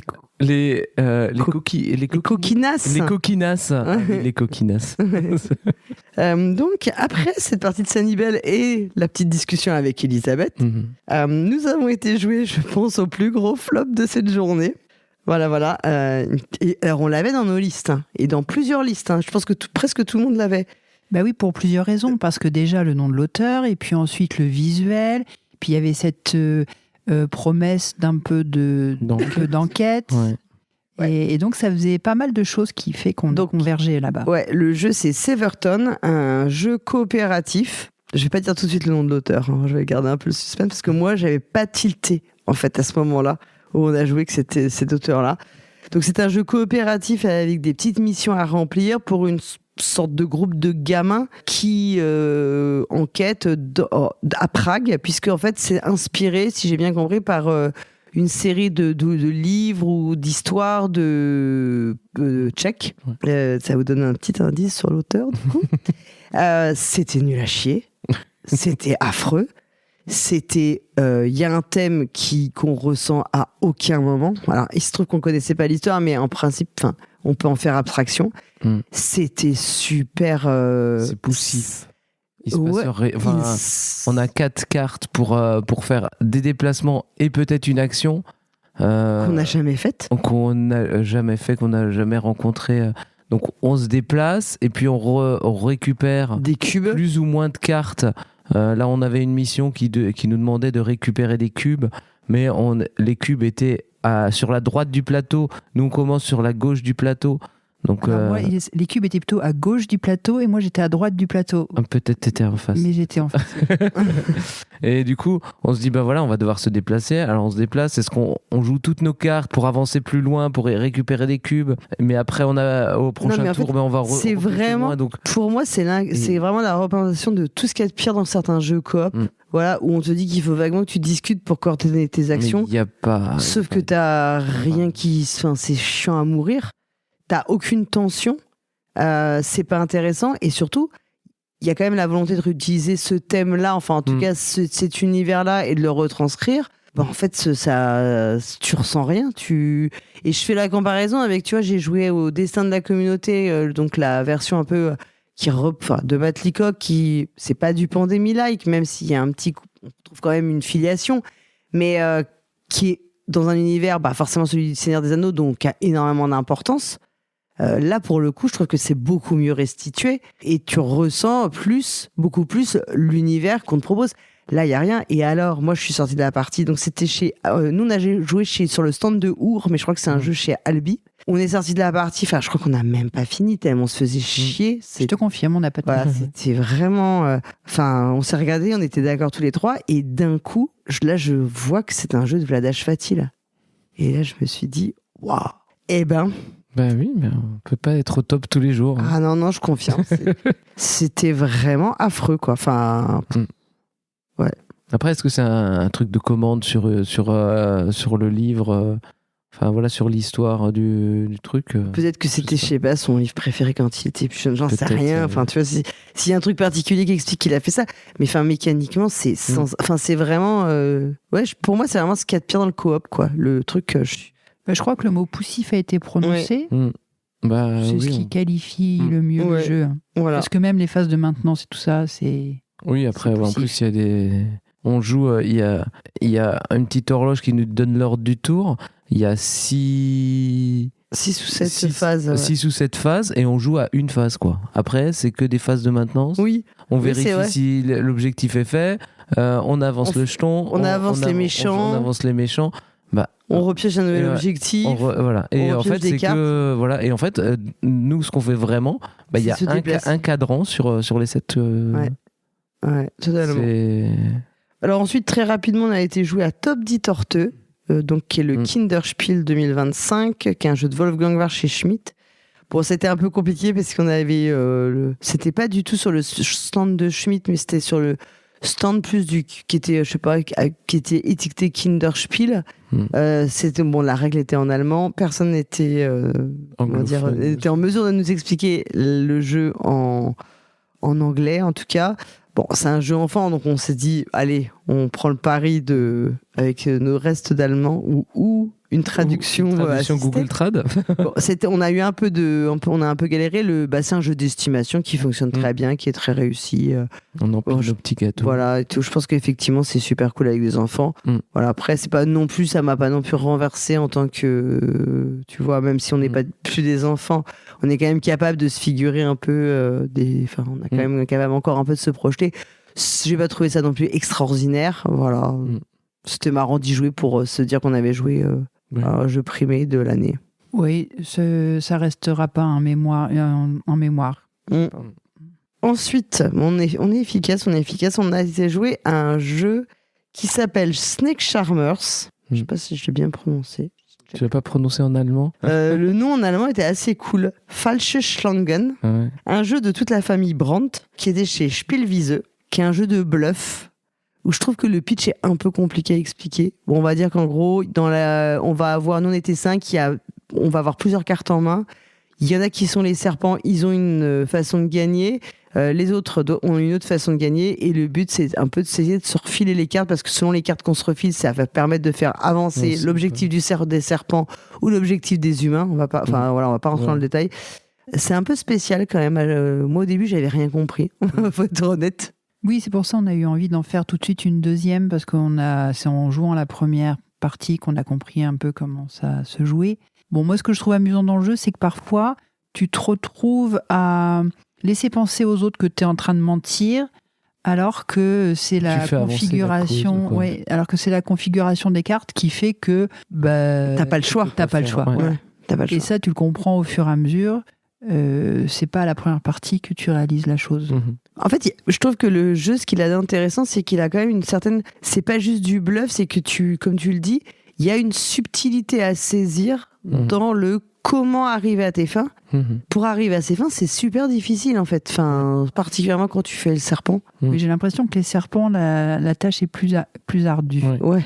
Après, la particularité aussi, c'est que si t'es serpent, à un moment donné, tu peux refiler ta carte serpent et tu passes dans le camp des gentils. Donc il y a aussi ce point-là qui peut... Et inversement. J'étais gentil et je me suis retrouvé serpent, j'avais rien demandé. Parce qu'il y a une très mauvaise personne qui a eu des cartes serpent toute la partie quand même. Je ne vois pas de qui tu parles. Et moi j'avais même 2 cartes serpent. Quand dans la main t'as 2 cartes et que t'as 2 cartes serpent, tu te dis que ça va être un peu plus compliqué pour toi. Obligé de les... Ouais. Bah déjà t'es tout seul. Donc il fallait vraiment que je la refile. Mais ouais, en fait, c'est pas désagréable et on a bien rigolé. En plus, on a joué avec 2 personnes qu'on connaissait pas, mais on a bien rigolé quand même, alors qu'on ne les connaissait absolument pas. Mais on a eu le sentiment, et les 2 personnes d'ailleurs, elles ont dit la même chose, que en fait, je dis pas que t'en as vite fait le tour. Mais je sais pas, tu vois, si on avait fait la première partie était... Alors, on prenait la mesure des choses. On était à tâtons, quoi. Voilà. La deuxième, en fait, comme on comprenait mieux, on faisait un peu plus durer le plaisir aussi, parce qu'on arrivait, je pense, à jouer un petit peu mieux. Mais je suis pas sûre que j'aurais eu envie d'en faire une 3e. Et on était moins premier degré aussi. Oui. Parce que ce qu'on prenait pour argent comptant à la première partie, à la deuxième partie, on voyait qu'il y avait peut-être d'autres explications. Ouais. Mais tu vois, j'en aurais pas refait une 3e. Je sais pas si ça souffre en fait. J'ai trouvé la deuxième partie plus longue. Ouais. J'avais envie que ça s'arrête. Parce qu'on était plus. On réfléchissait plus. Et je pense que voilà, à un moment donné, si tu veux faire avancer ton camp, il y a des tours où pour faire avancer ton camp, faut qu'il ne se passe rien. Ouais. C'est le mieux à faire, c'est qu'il ne se passe rien. Et du coup, ça rallonge des fois un peu la partie, je pense. Je pense que c'est ça. Mais moi, je pense que, personnellement, moi j'ai bien apprécié. J'hésite justement moi à le prendre quand même pour tenter de creuser un peu le truc un peu plus et pour voir s'il n'y a pas un peu plus derrière encore que ce qu'on a vu, quoi. Oui, parce qu'il faut être un peu nombreux quand même pour y jouer. Mais c'est vrai que toi, à ton travail, vous jouez beaucoup, donc il y a des joueurs avec joueurs potentiels. Cette petite pique. Voilà. Ah là là, tu es jalouse de mon travail. Un peu. Viens, on embauche. Puis alors, on a fini cette journée avec Tropicao, un jeu de Goro Sasaki, et qui était chez One Games. Alors, c'est un jeu dans lequel on va avoir 3 catégories de fruits. Le kiwi, les mangues, les pamplemousses. C'est ça, hein. On a 3 saisons. Et puis, on va avoir un petit marché composé de 3 tuiles. Et à notre tour de jeu, on peut soit acheter un fruit dans le marché, soit vendre nos fruits. Et selon la saison à laquelle on vend certains fruits, on va marquer plus ou moins de points. Donc tout le jeu, sachant que quand on refile le marché, on pioche des tuiles dans un sac et qu'il y a certaines tuiles qui font avancer. Et donc on va changer de saison. Et en gros, on va jouer sur l'espace de 2 ans. En fait, de 2 sessions sur les 3 saisons et tout.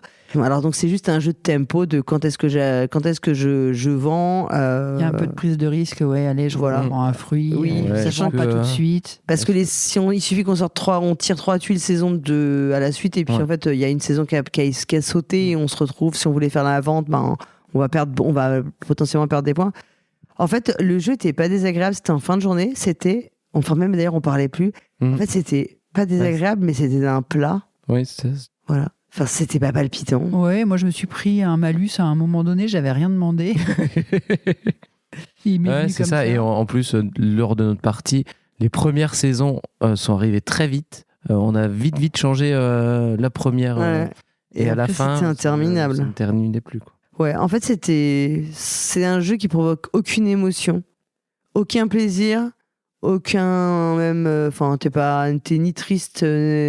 T'as pas le sentiment d'avoir vendu. Enfin, même quand tu vends tes fruits au max, ça te procure rien. En fait, que tu vendes. Il y a les fruits, en plus, ils valent. Il y en a 2 qui valent 2 points si tu les vends à la bonne saison et 1 point si tu les vends à la mauvaise saison. Et le 3e fruit, il vaut 3 points si tu le vends à la bonne saison et 0 si tu vends à une autre saison. Donc en fait, tout le monde est poussé. Voilà, tout le monde est poussé aussi à faire du coup le fameux pamplemousse. Le fameux pamplemousse. Tout le monde va attendre que ce soit l'automne pour le vendre.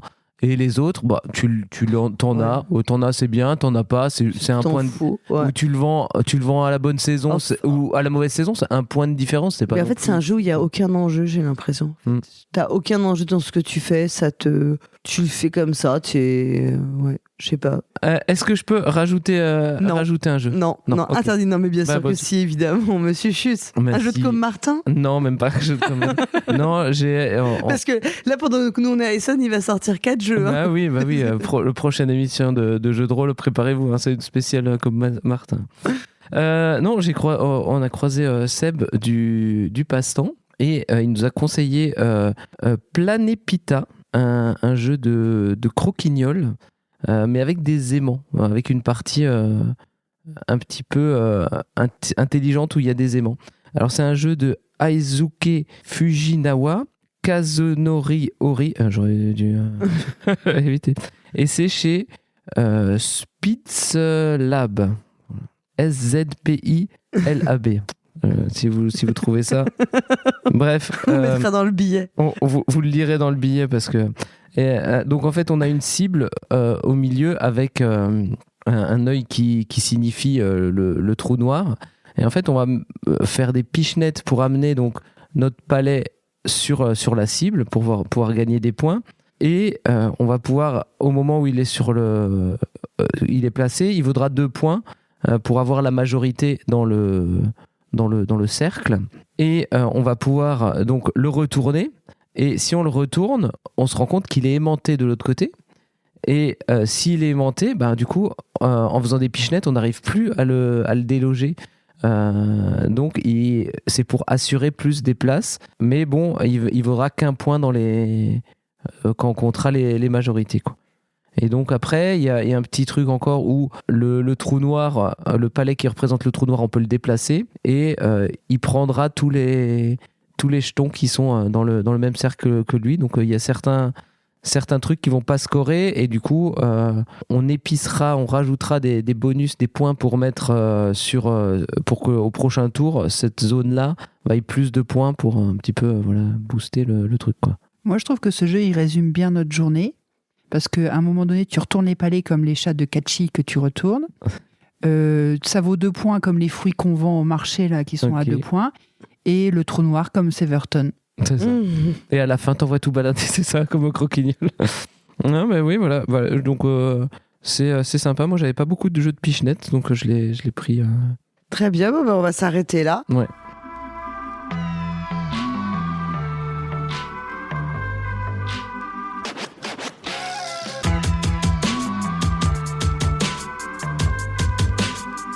Alors on se retrouve, Essonne c'est terminé. C'est le petit, la dernière parenthèse de cette édition 2025. Nous sommes avec Mad. Nous sommes rentrés en traversant finalement 4 pays. Oui, ça y est, on est en France. Voilà, on est passé de l'Allemagne, Pays-Bas, Belgique, France. Je sais pas comment on est arrivé jusqu'à rentrer comme ça. À un moment donné, on a eu un doute, on se demandait si on était bien dans la bonne direction. Oui, on a quand même revérifié le GPS. Je sais pas trop quelle direction j'aurais pu mettre allant d'ailleurs, mais bon, c'est pas grave. Et comme on a joué ce matin, avant de partir, et puis qu'on a joué un peu ce soir, on s'est dit qu'on allait en parler. On allait vous en parler. Voilà. Ce matin, après un copieux petit déjeuner avec Stéphane Feld. Oui, on l'a croisé tous les matins. C'était notre petit moment. Voilà, notre petit moment. Oui, c'est comme un jeu, tu sais, Where is Waldo, où est Charlie, où est Stéphane. Dans la salle de petit déjeuner. Nous avons été joués à Peanuts Talent Show, un jeu de Kudai Tateno chez Cool Mini or Not. Ils sortent encore un jeu. Oui, alors où c'est les restes, on sait pas trop. On sait pas trop. Qui est un jeu de pli et deck building. Dans l'univers de Snoopy. Oui. Alors c'est pour ça que moi je me suis arrêtée, parce qu'il y avait Snoopy qui me faisait un petit signe. C'est un jeu qui paye pas de mine. Quand tu vois la couverture, tu dis bon, un jeu Snoopy, qu'est-ce que ça peut bien être? Les règles sont ultra simples. Alors on avait peut-être peur que ce soit simpliste, mais on s'est rendu compte en jouant. Et en jouant avec un joueur fantôme, parce qu'on n'était que 2. On est joué avec Olaf. Mais Olaf, c'est le petit oiseau jaune, tu sais, qui dort sur la niche avec Snoopy. Et même avec ce joueur fantôme qui, quand même, a pas trop gagné en puissance pendant la partie. Le principe du jeu, c'est effectivement de rendre son deck de plus en plus performant pour gagner les phases de pli. Quand tu gagnes les phases de pli, tu avances sur une piste. quand tu perds les phases de pli, tu récupères de l'argent et avec cet argent, tu achètes des cartes de plus en plus puissantes. Donc il y a une forme de tempo et de montée en puissance. Et en fait, je trouve que ce jeu était plus intéressant que ce qui n'y paraissait et que finalement, c'est peut-être une bonne alternative à Super Miaou, qui est un jeu qui est souvent présenté comme mon premier deck building pour les enfants. Dont on avait parlé. Dans notre débrief de Rennes. Voilà, et qu'on n'avait pas du tout aimé. Oui, on trouvait ça un peu laborieux. Là, finalement, on est aussi dans un deck building. On va aussi acheter des cartes, sauf que la montée en puissance, elle est plus flamboyante et que tu fais de vrais choix. C'est-à-dire, est-ce que j'achète ou est-ce que j'avance sur la piste de score ? Et le fait d'avoir ce choix, ça change tout. Ouais, puis en fait, effectivement, on y a joué. C'est toi qui m'as proposé qu'on y joue. Le jeu fait pas spécialement envie quand on le voit sur la table, c'est vrai. Alors moi, il me faisait envie parce que j'avais mis dans ma liste, tu sais, sur mes critères de couverture. Voilà, qui est le meilleur. Le meilleur critère. Et on en est ressorti, on s'est dit, ouais, c'est pas mal. Et puis en rediscutant dans la voiture, parce qu'on avait quand même 5 heures à tuer, en rediscutant, on s'est aperçu, effectivement, c'est exactement ce que tu dis, que le jeu était beaucoup plus malin. Allez, le mot est lâché. Le mot est lâché, qu'il n'y paraissait. Qu'il y avait des véritables petits choix et puis que effectivement comme première avec en fait c'est très minimaliste pour du deck building parce qu'il n'y a pas de pouvoir qui s'active, etc., hormis effectivement c'est très très anecdotique. Il y a le pouvoir du 1 qui permet en fait de jouer 2 cartes ensemble, mais hormis ça il n'y a pas de pouvoir. On n'est pas du tout dans ce niveau de complexité. Mais ça donne, on a bien les sensations du deck building en fait. Oui, et nous on a joué avec la piste de score un peu plus élaborée, et quand tu passais certains points, en fait tu pouvais avoir de quoi épurer ton deck. Ouais. Donc vraiment les sensations du deck building sont bien toutes là. Hein. Ouais, donc en fait plutôt une bonne découverte. Oui, moi j'aime bien. Ensuite, alors là ça va pas se ressembler, on a été joué à Collect, on était toujours c'était toujours Cool Mini en note, un jeu de Yoann Goupy et Jérémy Ducret, donc chez Simone. Bon, alors là, il faut dire que quand même, c'était pas, l'explication était laborieuse. On n'entendait pas très bien. Oui, c'est ça. L'animateur était bien sympathique et plein de bonne volonté. Il était patient et tout ça, sauf qu'il avait un masque sur le visage et on comprenait pas ce qu'il disait. Voilà. Et en même temps, on n'avait pas lui dire de l'enlever. Donc, en fait, ça créait une difficulté. Enfin, voilà, c'était vraiment très, très mauvais. En fait, de ce qu'on en a compris, oui. C'était sans intérêt. En fait, c'est un jeu de collection. Quand ils se sont cassés le cul pour trouver le nom, oui. On va avoir 2 piles. À son tour de jeu, on pioche une carte. Et si elle ne nous plaît pas, on peut la reposer dans une des 2 piles et en repiocher une. Et la deuxième qu'on pioche, c'est un peu comme dans Captain Phil. Puis une fois que t'as retourné, t'as plus le choix. T'es obligé de le prendre. Mais tu vois que t'as compris la règle. Parce que j'ai eu 5 heures de route pour y repenser. J'ai regardé plusieurs vidéos règles, etc. Mais en fait, on récupère des cartes avec des animaux, des crabes ou des trucs comme ça. Oui, ce sont des animaux. Oui. Ouais. Le crabe est un animal. Le crabe est à l'honneur cette année. Oui. Parce qu'on m'a dit le capybara, mais en fait, là, moi, j'ai l'impression qu'on a fait beaucoup de jeux avec des crabes quand même. C'est vrai. On en pince pour le crabe. Et donc, oui, en fait, le but, c'est de récupérer ces cartes pour faire une collection. Et on va gagner, en principe, il faut 3 cartes pareilles. Ça, on a eu beaucoup de mal à le comprendre. Oui. 3 cartes pareilles, 3 animaux identiques pour pouvoir l'emporter. Ou alors, on peut avoir de la chance et piocher aussi 2 autres cartes possibles qui peuvent donner 2 autres conditions de victoire. Et donc, en fait, non, et on s'est ennuyé à mourir. Et les pouvoirs, parce que bien sûr, les cartes, selon les animaux, il y a des pouvoirs. Il y en a la plupart, c'est pas très folichon. Oui, le perroquet, tu peux annoncer la carte que tu vas piocher à l'avance. Alors, comme on remet certaines cartes, tu peux peut-être savoir de quelle carte il s'agit. Et après, il y a des cartes qui peuvent faire échanger avec la ligne des voisins. Donc, pour résumer, un jeu qui déjà nous donnait pas tellement envie avec son nom, Collect, encore des jeux de collection, on en a quand même fait quelques-uns. On les a collectés. On les a collectionnés et des cartes brillantes, mais pour un jeu qu'on n'a pas trouvé particulièrement brillant. Assez fade, quoi. Ouais, non, c'était pas bien, voilà. Et je crois qu'on n'a pas fini la partie. Oui, voilà, on gagne en fait des demi-couronnes quand tu gagnes une manche et quand tu as la couronne complète, tu as gagné la partie. Ensuite, nous avons joué à 13 feuilles, 13 livres. Dreizen. Ok, feuilles, voilà.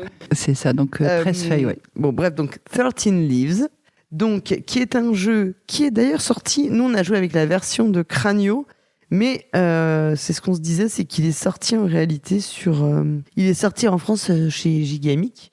Et c'est un jeu de Masato Usegi, donc chez Cranio, je l'ai dit. Donc c'est un jeu, alors là pour le coup c'est vraiment super joli, la boîte est attirante, on peut pas dire le contraire. Ouais. En fait c'est un jeu où on va avoir des cartes en main, le but c'est un peu comme dans Fugiflush d'être le dernier à réussir à se débarrasser de ses cartes. D'être le premier. Le but c'est de le premier à se débarrasser de toutes ses cartes. En fait on va poser une carte au milieu, ensuite en fonction des valeurs on va les poser soit à gauche soit à droite selon qu'on soit croissant ou décroissant, enfin... Là, si je pose un 5, on peut poser des cartes moins de 5, c'est pas forcément un 4, on peut poser directement un 2. Et on a le droit de poser aussi des cartes supplémentaires sur les deux celles qui seront aux extrémités. Une fois que c'est bloqué par 2 autres cartes, on ne peut plus poser sur les valeurs au centre. S'il y a déjà, par exemple, là, il y a un 2 qui est posé, je peux poser un deuxième 2.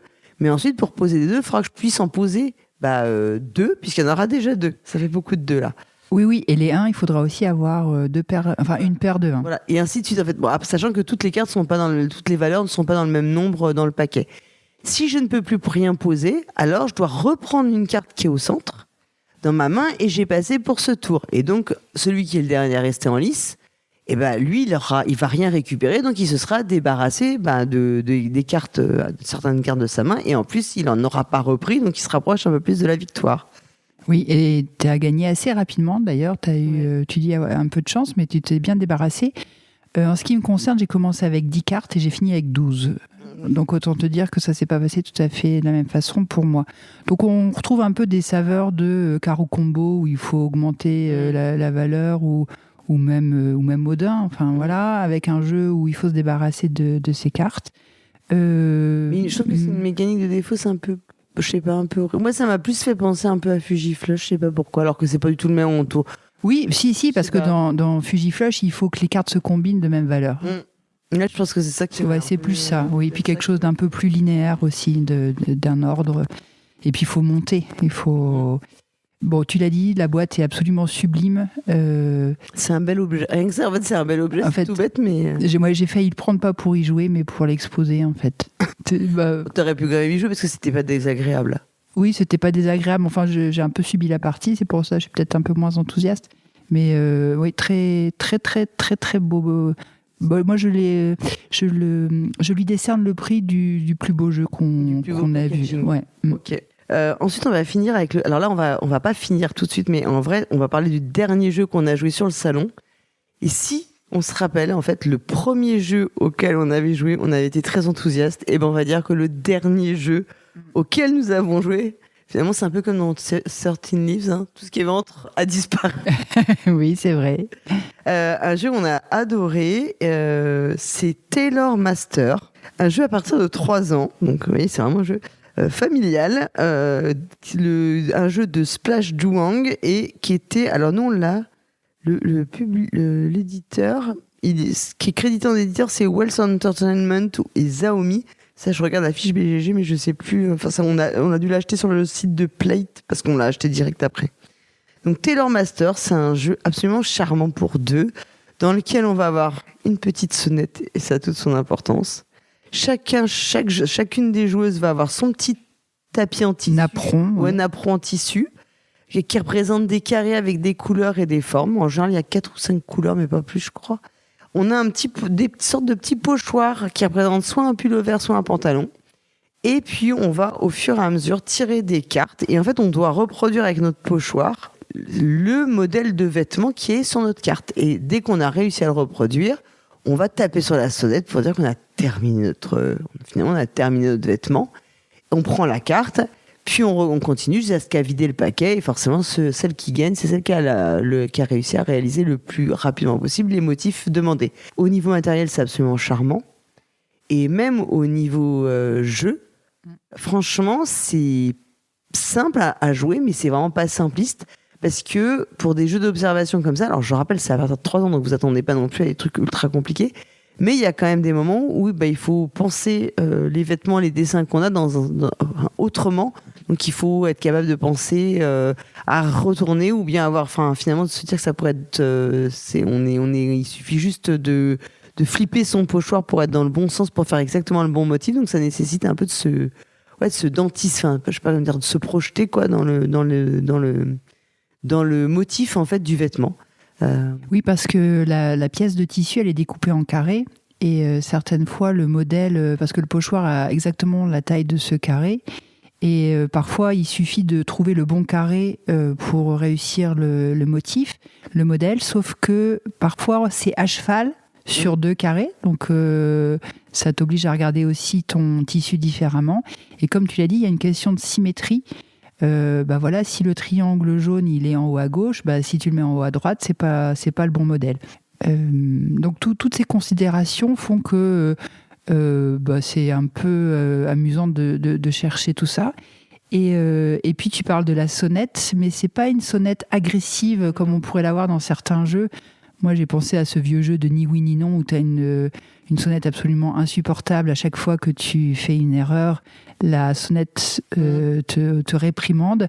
Là c'est plus une sonnette du style la commande est prête, tu peux venir la chercher. Et ça fait au jeu, comme tu dis, ça donne une ambiance particulière à ce jeu. Ouais. Nous, ça nous a vraiment beaucoup plu. On a trouvé ça assez rafraîchissant, en fait, je crois, comme jeu. Oui, parce que c'était pas un jeu de collection, par exemple. Oui, par exemple. Il n'y avait pas d'animaux. Ça nous change aussi un peu. Oui, puis c'est pas commun, mais tu avais aussi acheté un jeu où on fait des robes. Enfin, voilà, c'est d'autres thématiques. Des robes, voilà. Parce que c'est des thématiques qui me parlent plus que les crabes, manifestement. Mettre des crabes dans des gobelets. Et je crois aussi que c'est la plus-value d'Essen de pouvoir trouver ce genre de jeu. En tout cas, voilà, moi je le conseille vraiment d'y jouer. C'est vraiment cool, en fait. Je sais pas si c'est si facile à trouver, par contre. Je sais pas du tout comment ça sera, si ce sera localisé ou pas. Mais ça vaut vraiment. Moi, j'ai trouvé ça vraiment original, rafraîchissant. Tu l'as dit, rafraîchissant, voilà. On va terminer avec un jeu auquel on a joué en rentrant. Oui. Voilà, parce qu'on avait encore envie de jouer. Oui, on a toujours envie de jouer. Nous avons joué à un jeu dont on a déjà parlé dans ce podcast, puisque c'est Iso Bretney qui nous en parlait lors de la dernière émission sur le Tokyo Game Market. Il nous avait dit « Intéressez-vous à The Great Evening Banquet, un jeu de Sashi ». Donc, qui est édité chez Sashi & Sashi, toujours illustré par Takako Takarai. Donc là, on est dans le même univers visuel que Shall Dance, dont on en parlait on a parlé un peu plus tôt, ou de Come Sail Away, ou de In Front of the Elevators. Donc on retrouve vraiment ce visuel. Là, on va devoir en fait, c'est un jeu un peu casse-tête dans lequel on va devoir placer des convives autour de tables lors d'une réception, et on va avoir plusieurs superpositions de scoring, c'est-à-dire qu'on va scorer en fonction du nombre. Donc les convives, c'est des grands-pères, des hommes d'âge. Il y a 4 personnages différents. Un grand-père, une grand-mère, un jeune homme, une jeune femme. On va marquer des points dès qu'on arrive à rassembler une table de 4 en fonction de la variété des couleurs, la variété des personnages et s'ils ont des verres de vin, ce qui me parle beaucoup. Et ensuite, comme il y a une sorte de grille d'organisation de la salle de bal, on a par ligne et colonne des contraintes qui, en fin de partie, nous rapporteront encore plus de points. Donc on voit tout à fait le genre de jeu, un peu cassette. Et c'est vraiment charmant. Voilà. Donc c'est exactement dans la lignée de Come Sail Away. Peut-être un peu moins... Je sais pas, c'est pas forcément moins compliqué, parce que c'est quand même un peu brainy de bien tout agencer. Oui, puis il arrive toujours ce moment où tu t'es coincé, en fait. Parce qu'au début, tu arrives à placer tes tables pas trop mal, et puis à un moment donné, les places sont prises. Scoring, hein. Moi, j'ai beaucoup renoncé, manifestement. J'ai beaucoup renoncé. Mais en fait, je trouve que le thème, en fait, ça pourrait être n'importe quoi. Mais le choix du thème, le visuel, la façon dont c'est... Le sac de velours. Ouais, le petit sac de velours. Tu viens en calèche. Voilà, tu viens en calèche. Il y a tout un charme, une sorte de mise en scène qui est mise à tout ça, à un jeu qui est juste un cassette, donc en vrai qui est assez abstrait, enfin qui sous-tend pas forcément un thème en particulier. Moi, ça m'a fait comme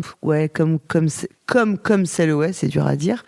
On a exactement le même plaisir et c'est très satisfaisant quand on arrive à faire une bonne table avec de bons convives. Oui, puis en fait, il y a toute une lignée de jeux là qu'on enchaîne. On est allé danser avec eux, on est allé là, on vient d'aller. C'est la grande réception, on a pris l'ascenseur, on a pris le bus, on a pris le bateau. Ça nous raconte une histoire. Ouais, c'est très plaisant. Et puis... C'était vraiment un jeu que j'avais sur la petite liste que je m'étais faite. On l'a acheté le premier jour d'ailleurs. Moi, j'avais peur qu'il soit sold out à la fin du salon. Et qu'on a pu jouer donc là. Alors, j'avais joué avec Dédé avant, mais j'ai rejoué là ce soir et avec plaisir. Et c'est un jeu que je suis contente d'avoir ramené dans mes bagages. Ouais, bah, tout à fait pareil. Et puis, il sera peut-être trouvable comme Sail Away. Comme il était localisé, c'était chez Gigamic, non, comme Sail Away. Ah, je sais pas. J'aurais dit ça, mais je suis un doute, mais je pense que c'était ça en français. Donc peut-être que oui, il y aura une localisation. Parce que c'est vrai qu'il y en a les petits jeux qu'on avait, In Front of the Elevator, et puis l'autre, je sais plus lequel. Il y avait avec un bus, non? Alors, il y en a celui-là, je l'avais pas, mais In Front of the Elevator, je crois que je l'ai jamais revu. Oui. Il y a celui où ils doivent ranger leur chambre, ranger leur maison avant que les invités arrivent. Before the Guest quelque chose. Arrive. Ouais, je suis plus sûre, mais c'est ça, ça Before the Guest Arrive. Celui-là, il a été localisé, je ne sais plus par qui, mais il a été complètement rethématisé. Hein. Ah oui, d'accord. En fait, il n'y a plus le charme. Ils ont pas du tout. Ils ont gardé, je crois, la règle du jeu. D'accord. Mais c'est plus du tout l'univers c'est pas le jeu de Sachi, quoi. Ah bah j'en veux pas. Non, voilà, on n'en veut pas du coup. On a fait le tour. Oui. Nos dernières. Ça y est. Voilà, de ce dimanche. Belle expérience. Ouais. Quelle aventure. On retourne dans la vie réelle, pas maintenant. Oui. On n'a pas envie. Ouais. Vous pouvez éteindre votre téléviseur et reprendre une vie normale. C'est un peu ça. Bon ben voilà, on termine comme ça et on redit, je sais pas où on en est dans le montage de quand est-ce qu'on a dit bonjour, au revoir. On remercie à nouveau tous les auditeurs et auditrices qui ont écouté et puis on se dit peut-être à Essen non dans un autre festival. Ouais, dans un autre festival. Salut. Salut.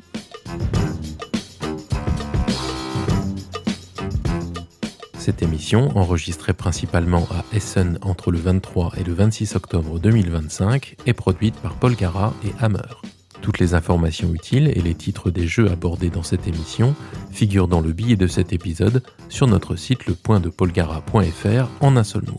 Ce podcast est totalement indépendant. Son contenu est libre et non sponsorisé. Retrouvez-nous sur les réseaux sociaux, Facebook, X, Blue Sky ou Instagram sur le compte de Paul Gara. Et surtout, venez discuter de cette émission et de tout autre sujet sur le serveur Discord du podcast. Merci d'avoir écouté Le Point de Paul Gara et à très bientôt pour une prochaine émission.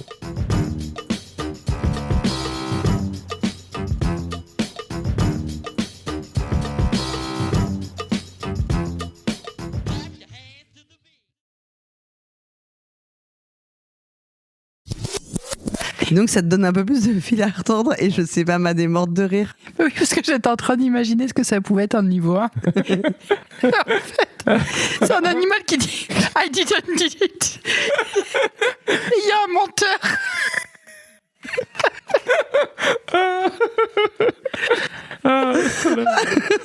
Bon, pardon. Voilà. Voilà ça. Oui, tu étais spécialisé dans la coquinasse. Cette phrase sortie de son contexte, c'est très gênante. 3 saisons, en fait, c'est ça. C'était pas des grenades, en fait. Mais Ah ouais, parce qu'elle nous a bien dit grapefruit. Ouais, mais ça avait pas l'air. C'est vrai que ça ressemblait, de loin, ça ressemblait absolument pas. Enfin, moi, la dernière fois que j'ai vu un pamplemousse, quand même, il avait pas du tout, il ressemblait absolument pas. Bref, il y a 3 fruits. Voilà, il y a 3 saisons. Et je crois pas que le pamplemousse. Ah non, j'allais dire une bêtise. C'était un fruit d'automne, mais. Ah. Si, les agrumes, c'est plutôt. C'était quoi? On joue.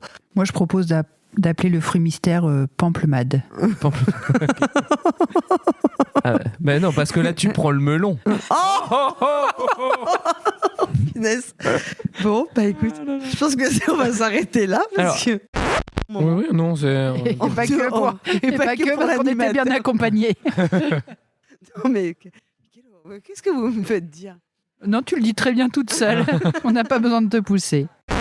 La Bernadette Destin nous a fait un petit signe, mais c'était pas le signe qu'on attendait. On peut regarder des conneries dans la voiture. Non, on regarde la route dans la voiture. Oui, c'est vrai, pardon. Et à un moment donné, j'avais même envie qu'ils partent pour qu'on regarde la règle. Oui, ça c'est vrai. Donc c'est pareil, c'était gênant. Oui, c'était un moment difficile. Moi, j'avoue que j'avais arrêté d'écouter, parce que comme j'entendais rien, j'avais l'impression que toi t'entendais, alors je me suis dit, bon, son modèle va m'expliquer. En fait, j'étais hyper concentrée. Le problème, c'est qu'après, il a joué avec nous.